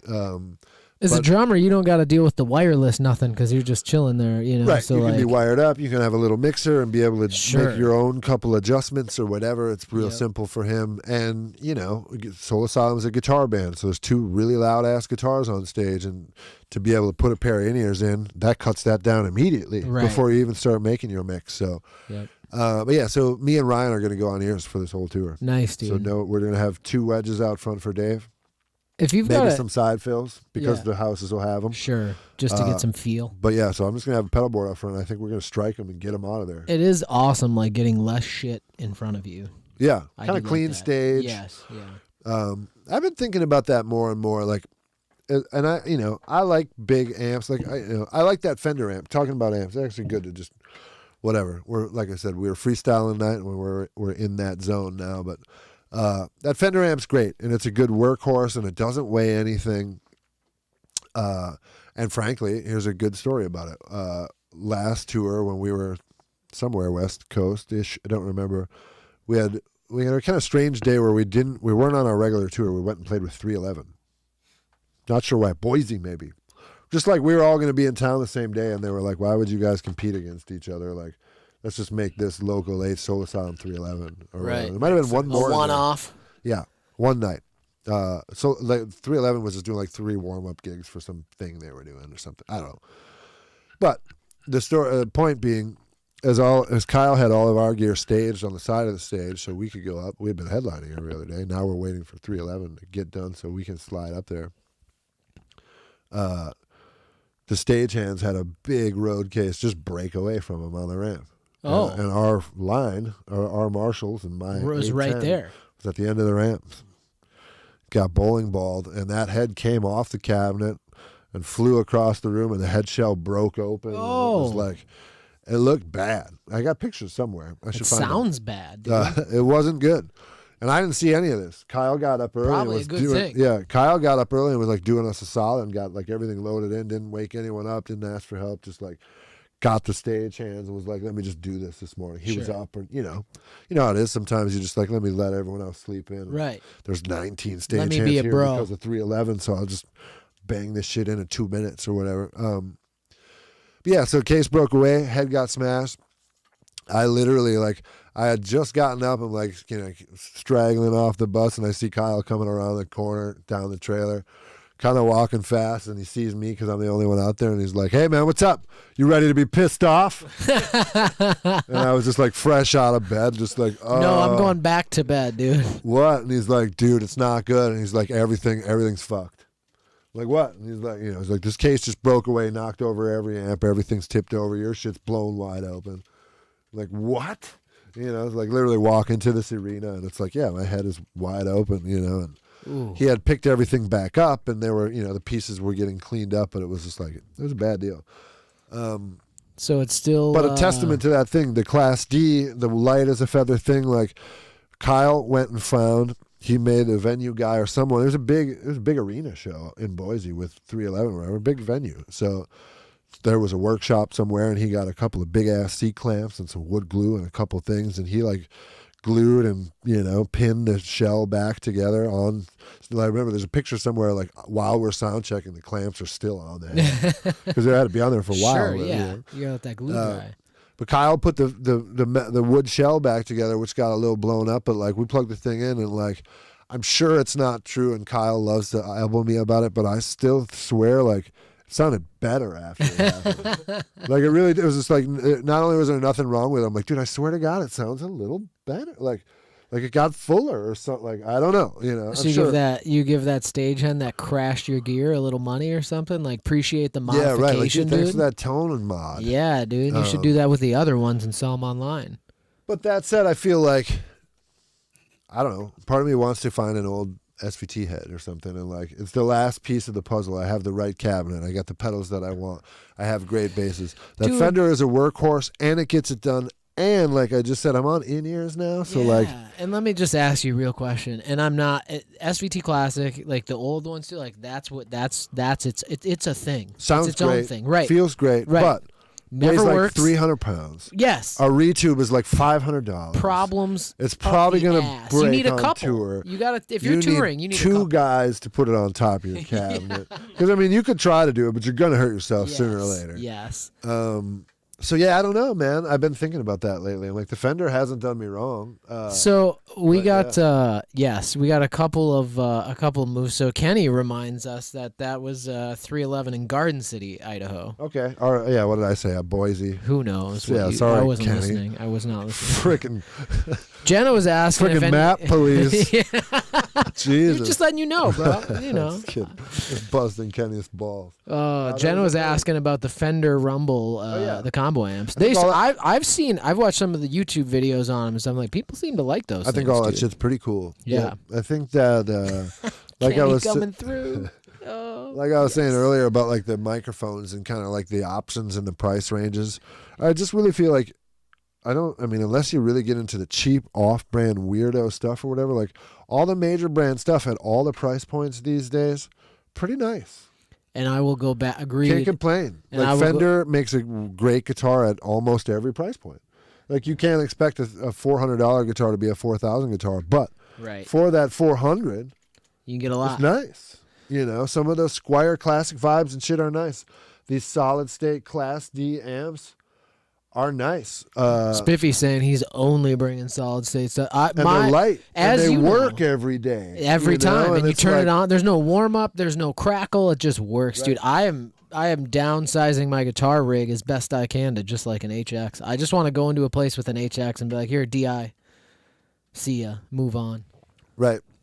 But the old school in me and the tone guy and the tone nerd and all that stuff is like, I'm literally playing a bass that's several years older than me on stage. Yep.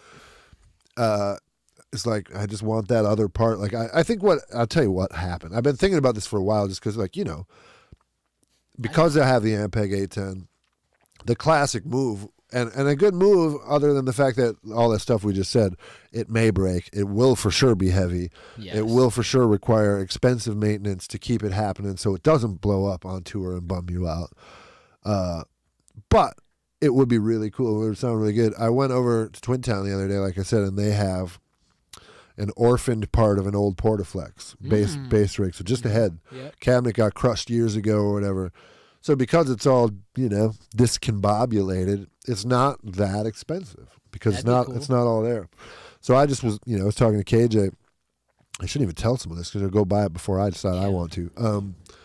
But we just plugged it into a 15 cab and grabbed a P bass and plugged it in, and you know, so old school Ampeg, early 70s, bass knob, treble knob, volume knob, 2 channels, both pretty much the same. This channel has a little flick switch for guitar, bass, or flat.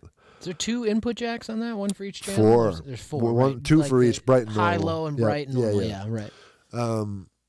Anyway, plugged it into a 15, and it was incredible, dude. Yeah. It sounded incredible. I bet. It felt good. It's that, like, going back to the HX and all this other stuff, that stuff is great. It fills a purpose. I use mine every day. I'll use it again tomorrow. I got no problem with the modeling and all that stuff. Trent, don't go buy that thing, dude. Don't do he's it. Totally talking about Don't it. do it I'll to him. text Chris now and tell him to put on hold. Too You won't late. even have an opportunity to get it. I got carte blanche, you know. But it's that thing. It's like Sure, it's the feel. it's a when bunch of stuff. when you plug, you know, I'm sure you've experienced this with the new vintage stuff. Yeah. When you plug in your favorite guitar into that amp and get to turn it up to a whatever point it is and really let it do its thing and breathe, and you're sitting in front of it, and because you're sitting in front of this loud thing, your guitar reacts differently and you play differently, and Yeah. it does kind of, for lack of a better way to put it, comes alive a little Yes. bit. It does, something happens. And while all these modelers and shit are awesome and do work, and you can make good sounding records and go play gigs with them, and you can get good tones, you can get inspired and all that stuff, like, there is a little bit of a different connection that gets made with, like, a guitar, maybe a pedal or 2 analog, chord, into a great amp, into a great cabinet, old school, you know. And like, when I played through that Portaflex, that was the thing that made me say, like, I need to go buy an old SVT for Soul Asylum. Mm-hmm. So like, I want that experience every day when I play it, which is why I play an old 60s P bass. Like, Right. I want to, like, it's part of my job or whatever, but it's There's also part of that. my thing of, like, I want to feel like, you know, I don't want to ride the Greyhound bus. I want to ride the cool car or whatever. So, you know, I want the right things to get through my day, or I don't know. We're talking about it, man. It's like so it's kind of going back to purpose, and this was like even to the question earlier when we were talking about like inexpensive beginner microphones and stuff, is like the right tool for the job. I am with you 1,000%, because I mean, you know, I've got now down to 1. I've owned a couple of really great amps in my life, and like there is nothing like playing those. Right. The modeling is not the same as those. It's not the just same. not. No. And again, it gets I love the close. modeling. Yes, agreed.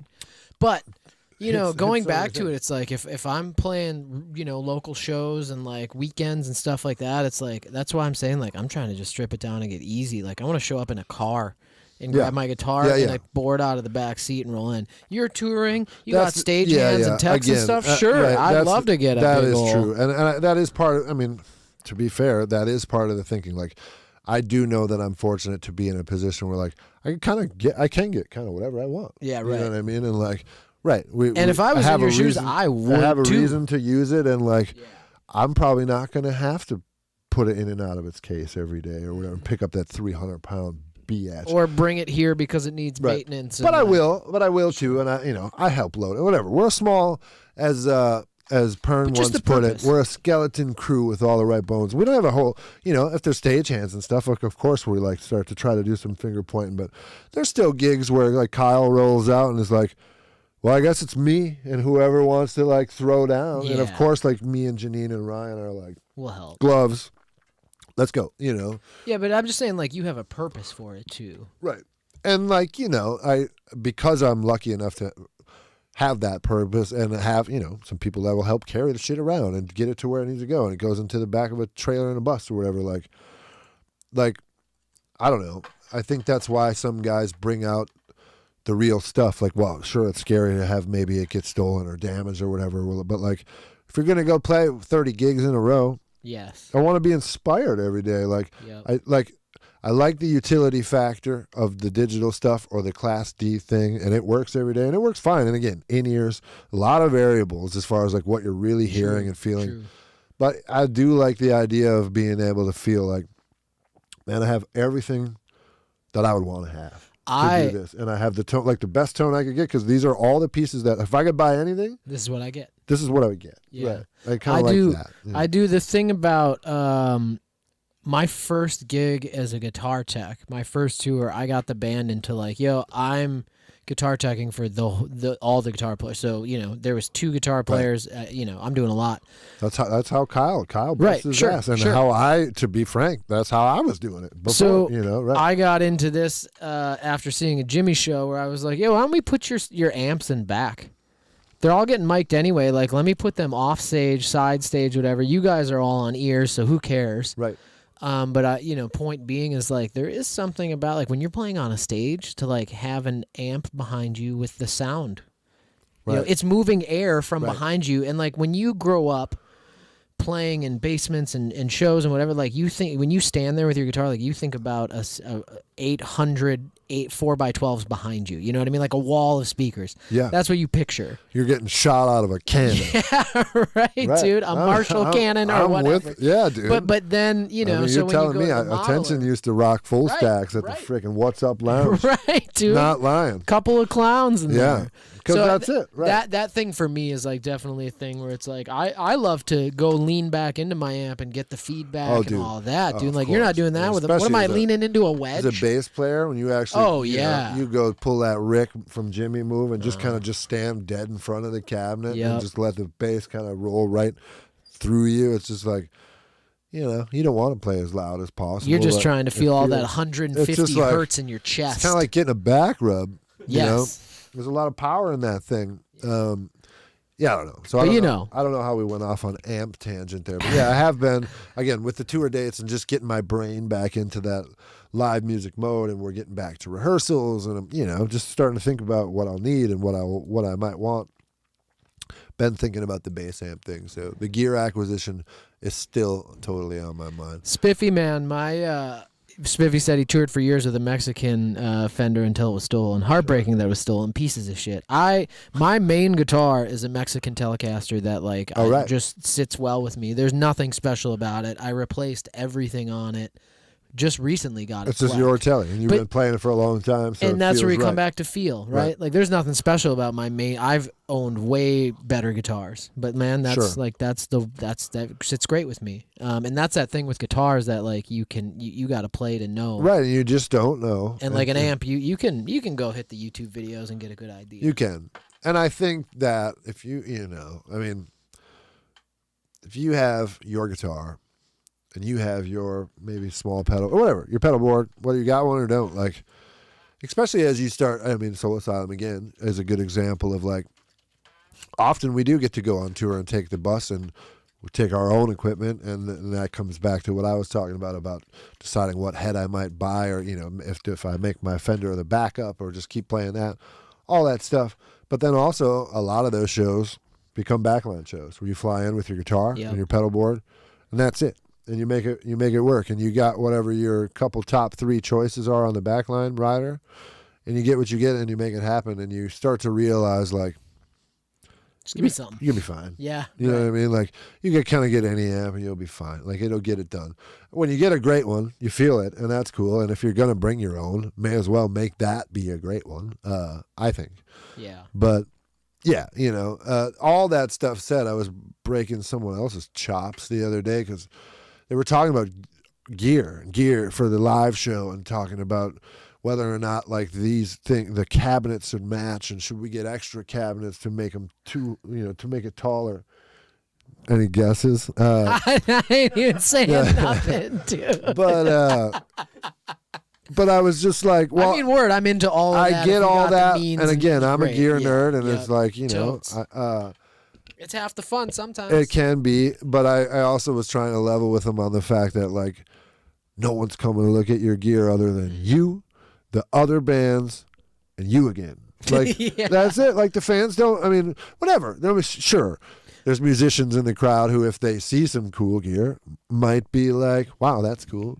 Or if they see too much gear or a bunch of showy shit, Right. might go like, really, guys? That's kind of cheesy. I was just versus gonna the say. general public who don't give a fuck. There could be no gear. Like, you Right. start looking at the top level touring artists, whether it's ears and Kempers or shit under the stage, even monitors under the stage, like often there's no amplifiers on stage. Everyone has wirelesses. There's no cables. There's video walls, moving lights, Yeah. and that's it. You know, You might, if it's a rock show, you might see cabinets, but like they're probably empty. maybe some cabinets They're just for the probably look. empty. They might not even be on, but yeah, my point to him was just like, no one comes to look at the gear. Like, you just need the things you need to sound the way you want to sound. Right. Whatever that stuff is, if that stuff is a bunch of stuff, then so be it. But if you're like thinking about adding like dummy stuff to look big, or not even that he was. We're just Yeah. talking about that whole concept Well, in general. and Get it down to what you need to go be comfortable, and also be realistic about Yes. the sizes of the places you're gonna play, and like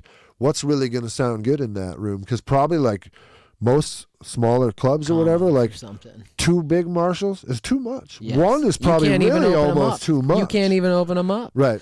So to really play balanced for the room and all that stuff, I don't know. Well, and give the sound guy his space. I was just gonna. You made the point, and I'm just reiterating it. But like, yeah, if you show up with full stacks to the What's Up Lounge, it's kind of like, yo, okay, guys.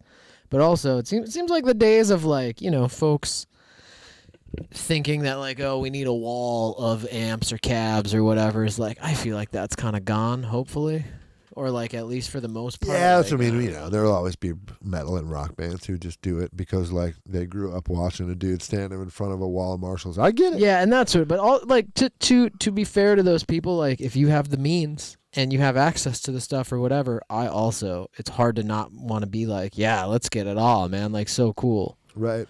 Just Diane's because you asking can. about cordless amps. I think you're just referring to wireless. Wireless ones. systems. Yeah, they're okay. I think that, I mean, they certainly can work. A lot of Gigantor bands use them, and there's a lot of levels of wireless. Like the wireless systems that a band like the Foo Fighters would use are not the ones you're going to see in the Guitar Center catalog or whatever. They're working with those companies. They're getting antenna combiners. They're getting paddle antennas. They're getting signal boosters. They're getting some shit to get those things as souped up as they can be. There's a lot of great products out there. When you do get into that arena setting or that kind of throw and go setting, sometimes it almost becomes more of a necessity for logistics than for anything else. Some guys just really want to run around the stage and don't want to trip over a wire. I've been through phases. I've had wirelesses for years and then gone back. I'm to a point, I think we all are. I know we all have been for quite a while, where it's like, it's on a cord, you know, like a cord to me at the end of the day, even though all this digital wirelesses and new products coming out every day, literally some just came out the other day. They're better all the time. They're great. They do it, and if you need it, they will get it done.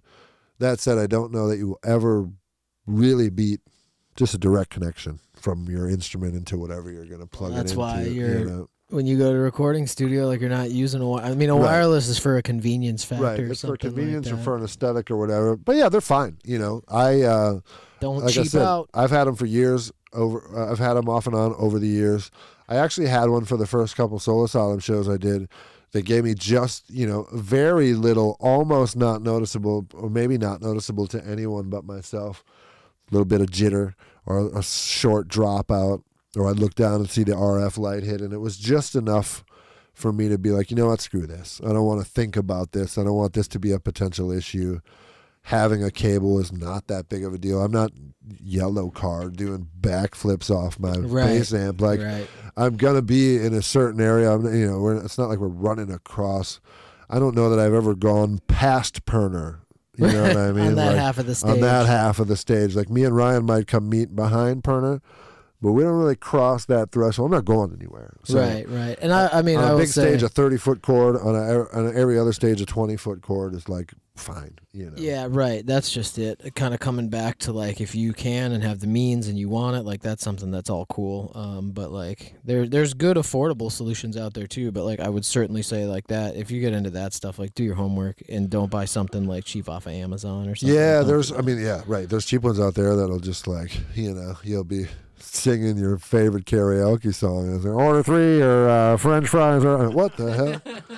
I'd like to dispatch a car to the corner of 27th. And you're just like, whoa, dude. Oh man, we're out of control, people. Yeah. Good conversation. Yeah. I also who was I saying this to? Eric over on YouTube is just like I think certainly we all could just like nerd out all day, every day if people want to talk about Yeah, this stuff, so. I mean, part of the thing about being into this is you're really into it, right? So someone wants to talk Well about said, bro. guitars or whatever, you're like, cool, right? Yo. I could talk about gear all day. I know that it's, for the people that aren't into gear, I get that it's like listening to paint dry.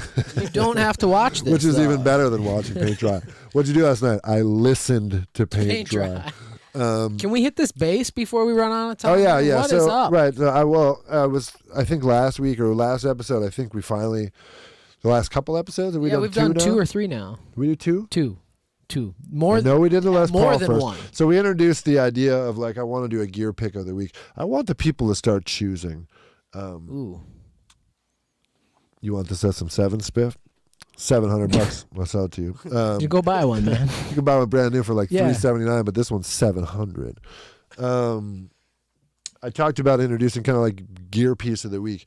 There's different categories. Doesn't really matter though. Basically, if we have it or we can talk about it, one of us owns it, we'll talk about it. I own a bunch of instruments, but I would love for people to, whether it's I want to know about microphones or guitars or basses or pedals or whatever. Like, if you want to know about a thing or you want to hit us with next week, pick a category or whatever, that'd be great. Until then, I'm going to pick some out. I know we did the Les Paul. I think it was the first one we did because it was brand new that week, and that was the week Mark Slaughter was on the show. I don't know. Did we do one? Maybe last we week? didn't. I thought we did one. Oh, we had like the Eastwood thing too. The Eastwood thing maybe kind of pre-kicked it off. But anyway, Yeah. so we're going to do like a piece. I'm going to pick out a piece every episode, and except for the episodes where I forget. Today is one of the episodes where he did not forget. So, I wanted to bring this guy out. Yeah, let me get back on the mic. I wanted to bring this guy out because I thought it'd be cool for pick of the week. This one, 1968, late 68, early 69, has a 69 serial number, but there's a certain thing that happens. This is talking about going deep into guitar nerdery. In 68, on this bass, this is a Fender Telecaster bass. On this bass in 68, if you take the pickguard off and flip it over, if the bottom ply is white, like tortoiseshell, mother of pearl, typically it's 68. It's like the earliest part. So this, but it does have a 69 serial number, I believe. So we're calling it 68, 69, whatever. So this is the first time that Fender reissued a bass. In 1968, they reissued this bass. They changed the name. Originally, when this bass came out with the way it is, its pickups, its bridge, its controls, the contours, the headstock, everything, this was the original P bass. And then in the late 50s, the precision bass got updated to the split coil. The one that we still know today hasn't been changed since that upgrade in the late 50s. They changed it, and then this one disappeared until 68 when they decided to re-release it and call it the Telecaster bass, which is what this one says on it. because it's got the Telecaster logo. But this is the original Fender Precision logo. It's rumored, and who knows, but it's rumored that the 68's first year of the reissue of these. It's rumored that they had a bunch of some, I don't know if it was a bunch or some, but they had some original bodies and some original necks from the original 50s P basses. And they put that shit together first, and then they started making new parts and kept making them through the years. And then this bass evolved over time. This pickup, which is just a stock single coil, changed and became a Seth Lever humbucker and moved into the neck position. That was, I think, the only change. But this is so slab body, which means no belly cut, no contour cut. These are all things that came later on a P bass. Maybe we'll do a P bass next time so you can see the differences or whatever. But so yeah, this is a cool one. 68, 69 tele bass, original. You know, I guess you would call it Olympic white. It's Let me get a shot of right. the back of the neck. Little bit of flame in the back of the neck. I mean, so again, like, who knows what the truth is or whatever. We know that this is an early one of the first year reissues. So we're told that they had some 50s necks around. Like, is this a neck from the 50s that sat on a shelf until 68 and then went on this bass? Maybe, you know. But yeah, I got really into the vintagey thing. Great weather checking, string through body, you know, which went away later, and then came back many years later on the P bass. But yeah, Fender Tele bass, maple neck, yellowed like crazy. I mean, this is not a relic or whatever. Like all this finish checking, I don't know exactly how much you can see. I'll show you the back, where it's even more pronounced. But like, that's just years of hot and cold, and I don't know. Oh yeah. I don't know what, I don't know what bands this thing was on the road with or wasn't, or who had it. That's one of the things. Sometimes you get to know. Sometimes you buy something that's like a one owner or a two owner thing or whatever, and you might know some story, or sometimes you just find one and you don't know who had it and where it came from or whatever. But I love this thing. I got flat wounds on it. It's all original. I did change out the original pickup. I put a little bit more modern pickup in there. I still have the original pickup. It works. It's fine. But it was a little bit low output, a little funky, which they're kind of known to be in the early reissues. This is a nice drop-in replacement that's extra output. It just kind of ties into when we were talking earlier about the live rig and the different things on the pedal board. The reason that EQ is on that pedal board is when I first got this bass, when we did the Soul Asylum live stream, from Creation, the first one, there was a couple of songs where Dave was going to play piano. So it's like, perfect. There's one song in particular where I'm kind of emulating an upright bass. So I was like, this thing's got flats. It's got the little single coil guy in there. I can use that EQ pedal. I use the EQ pedal I had to turn this guy up just a little bit. It's not as loud as a P bass. And I was able to, because it's an EQ pedal, not just a boost, so they could put a little more low end or whatever, plus the flats. And I was able to use it on a couple of songs with the piano thing and get a different sound and bring it out and, play it at a gig. I buy the stuff because I want to use it. I guess I'm a collector, but I use the stuff. I take the real stuff to the gigs. I roll the dice and hope that it gets taken care of and doesn't get stolen or whatever. And I do, I have some cheaper stuff, and it's like, I understand when people are like, I take the cheap stuff on the road. I leave the good stuff at home. I get it. It's smart. It's the wise choice in a lot of ways. However, like I said, I have the nice stuff. I bought the nice stuff to use, or the stuff that I do have. So it's like, I want to use it. I want my shows to be inspiring as much as possible, from all angles. And if part of that inspiration, if I can draw inspiration from having like whatever, the things that I wanted to have, I don't know how you put it, you know what I mean? But it's like, when you're a musician, you've looked at certain guitars and certain things your whole life. Like I've said earlier on earlier shows or whatever, my dad was a musician. So I grew up watching that stuff from right away. So I've always wanted stuff. It's like, I had a friend who I'd go over to his house and we'd hang out after school or whatever, and he always had pictures of cars on his wall because that's what he was into. And he later had muscle cars and did that thing. I always wanted guitars. Always, always, always. So, like, to have one of these now, which I've wanted forever, I got it a couple years ago. I can't believe that. Here I am all these years later, I have that. The 64P bass that I have, that's like my number one bass now since I've had it. Did not have it on the last tour. Not that we can get as nerdy as we want about gear. I had a great bass on the last Soul Asylum tour, a 1974 P bass. You can see a trend. And I still have that 74, but I've been trying to continue to walk backwards. I'm trying to get the oldest P bass I can get, the oldest, coolest P bass I can get. And I was able to jump back 10 years, and now I have a 64 P bass that's custom color, and it's been played for a zillion years, and all the clear coat and gloss is played off the back of the neck. And again, no shade or anything on the new relics, and people are doing amazing things to get things to look and feel like they've been played for 50 years, 60 years.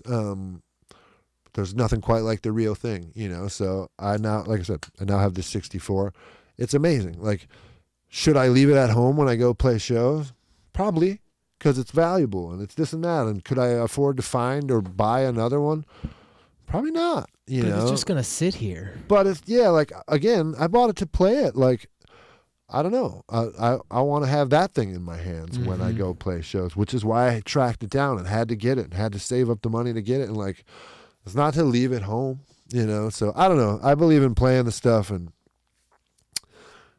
I guess you got to roll the dice. I've had guitars stolen before. I know how it feels. Luckily, they were not vintage guitars, but it still sucks. It still sucks. I got a couple guitars stolen from Warped Tour, and it felt horrible. It reminded me of being 15 and have my bike stolen outside of the hardware store. Violating. Like, fuck, dude. I didn't realize that would happen to me.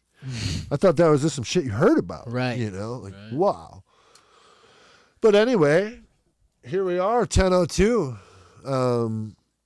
Freestyle episode. That went quick. Nailed it, dude. It went really quick. I like I was saying, man, especially when we get into like the weeds of gear and making music and that stuff, I certainly could talk and just listen and be part of the, have that conversation all night. Jenna's got a 76P.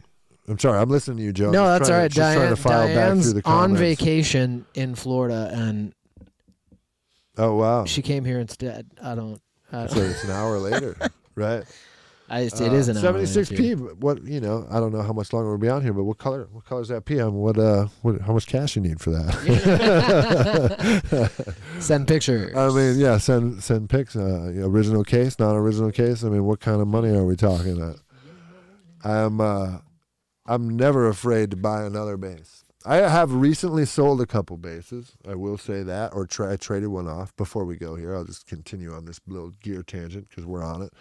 I recently sold a couple and realized it's the shit is not slowing down. The vintage bass market is getting more and more expensive. The stuff that I just sold was worth $1,000 more than it was a couple years ago, and the people that bought it from me sold it for $1,000 more already. So I guess hang on to them if you don't have them. Snap them up if you can find them. I'm trying to buy them all. So don't snap them up. Yeah, don't snap them up. All those old vintage basses and all those old 60s Fenders suck. And if you see anything listed for cheap, just don't worry about anything about it other than sending me the information. And I'll take care of it from there. Yeah. So thanks for joining us. I wanted to go freestyle tonight.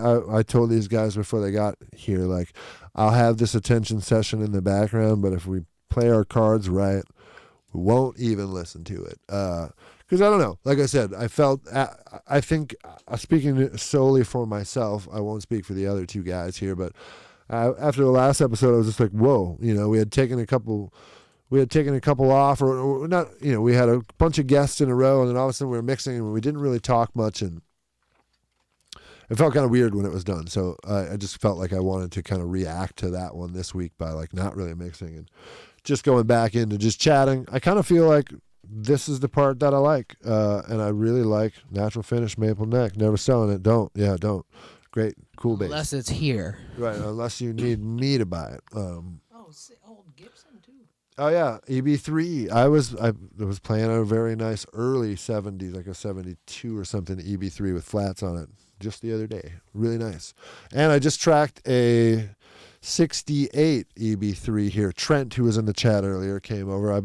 Speaking of projects I've been working on, my good friend James Russell, formerly of Cadillac Blindside, has been recording some of his new solo material over here over the past couple of weeks, a few weeks now, here and there. And we had our buddy Trent come over the other night and play bass, Trent Ragor. And he had I believe, 68 EB3. Sounded great. He used that big chrome humbucker, played some kind of country Midwestern, alt country Midwestern bass on it, and sounded fantastic. But yeah, so it was fun to go into the freestyle, the questions and the comments, and just talking about your gear or whatever. Like, that's what it's all about. That to me is the most fun shows. It makes the time go by fast. Love answering the questions and hanging out, personally enjoying that more than mixing online right now. The stickers that we're giving away, which Janine made for us, which are awesome, say live online record making on them. And I'm slowly starting to wish that it just says, "What's that noise?" Live online shit talking. There you go, Janine. I think that's really the niche that Agreed. we're after. But yeah, so to recap, and before we go, next 2 weeks we're off. Joe's traveling. He's got stuff to do, so can't do episodes. I don't know. I mean, maybe no guarantees. Maybe if we're feeling real froggy, I'll get the Soul Asylum laptop back, and maybe me and Brad will just do like a real lo-fi laptop hang on one of the Tuesdays or something. But probably not. I'll show up here on Tuesday and you'll be like, "Oh, what are you doing?" Oh, what? No, dude, Joe's out of town, and I'm not putting pants on for you or anyone else. Yeah, you don't have pants on now, bro. Right. So. Yeah. Leave. No, I don't know. We'll probably, like I said, so we're going to have to, just in general, as we move forward, there's going to be some juggling. We're going to have to figure some shit out. Joe's going to be traveling the next couple weeks. In general, throughout the next few months or whatever, you'll probably, like we talked about earlier, we'll probably be traveling. He'll probably be traveling a couple weeks a month. I now am about to leave for 7 strong. So that's 7 weeks where we won't be able to do episodes. So we're gonna keep it as consistent as we can when we can. We will do our best to, I guess, give you heads up as to when episodes are coming at you. But I would say for the foreseeable future, I think more realistically, it's probably going to end up being two a month. We're going to do our best to stay on the Tuesday thing. We'll see how that goes. Or maybe in order to get to our couple or few or however many a month, we may have to play with the day a little bit to make it not be a Tuesday. We're just going to have to, we're going to have to evolve together, but there is some traveling coming up. The every Tuesday thing just is not going to be possible for the next while, which is bittersweet, but it is what it is. The world's turning back on, and, Joe's got traveling to do, as do I. Brad's going to start going to shows, and the every Tuesday thing may not be able to be a thing for a while, or definitely won't be able to be a thing for a while, but we'll do our best to keep it coming. It's a good problem. It's a good problem to have, right? We got shows to play and things to say. And rhyme some more stuff, Joe. No? Yeah, no, it is a good problem. But so next 2 weeks off, enjoy yourself, watch someone else talking shit online other than us. Ollie's down here, which means he knows it's a little after 10 and he's ready to go out in the backyard and do a late night squirrel check. Ollie, why don't you tell the people what we say, man? Yeah, right. Like Ollie says, at 10:09, he comes downstairs and lets us know, show's over. He says, show's over, punks. Pay attention to me now. So yeah, thanks for being back with us. Fun freestyle tonight. For the next 2 weeks, there'll be no light. And on the 3rd week, he said, keep it tight.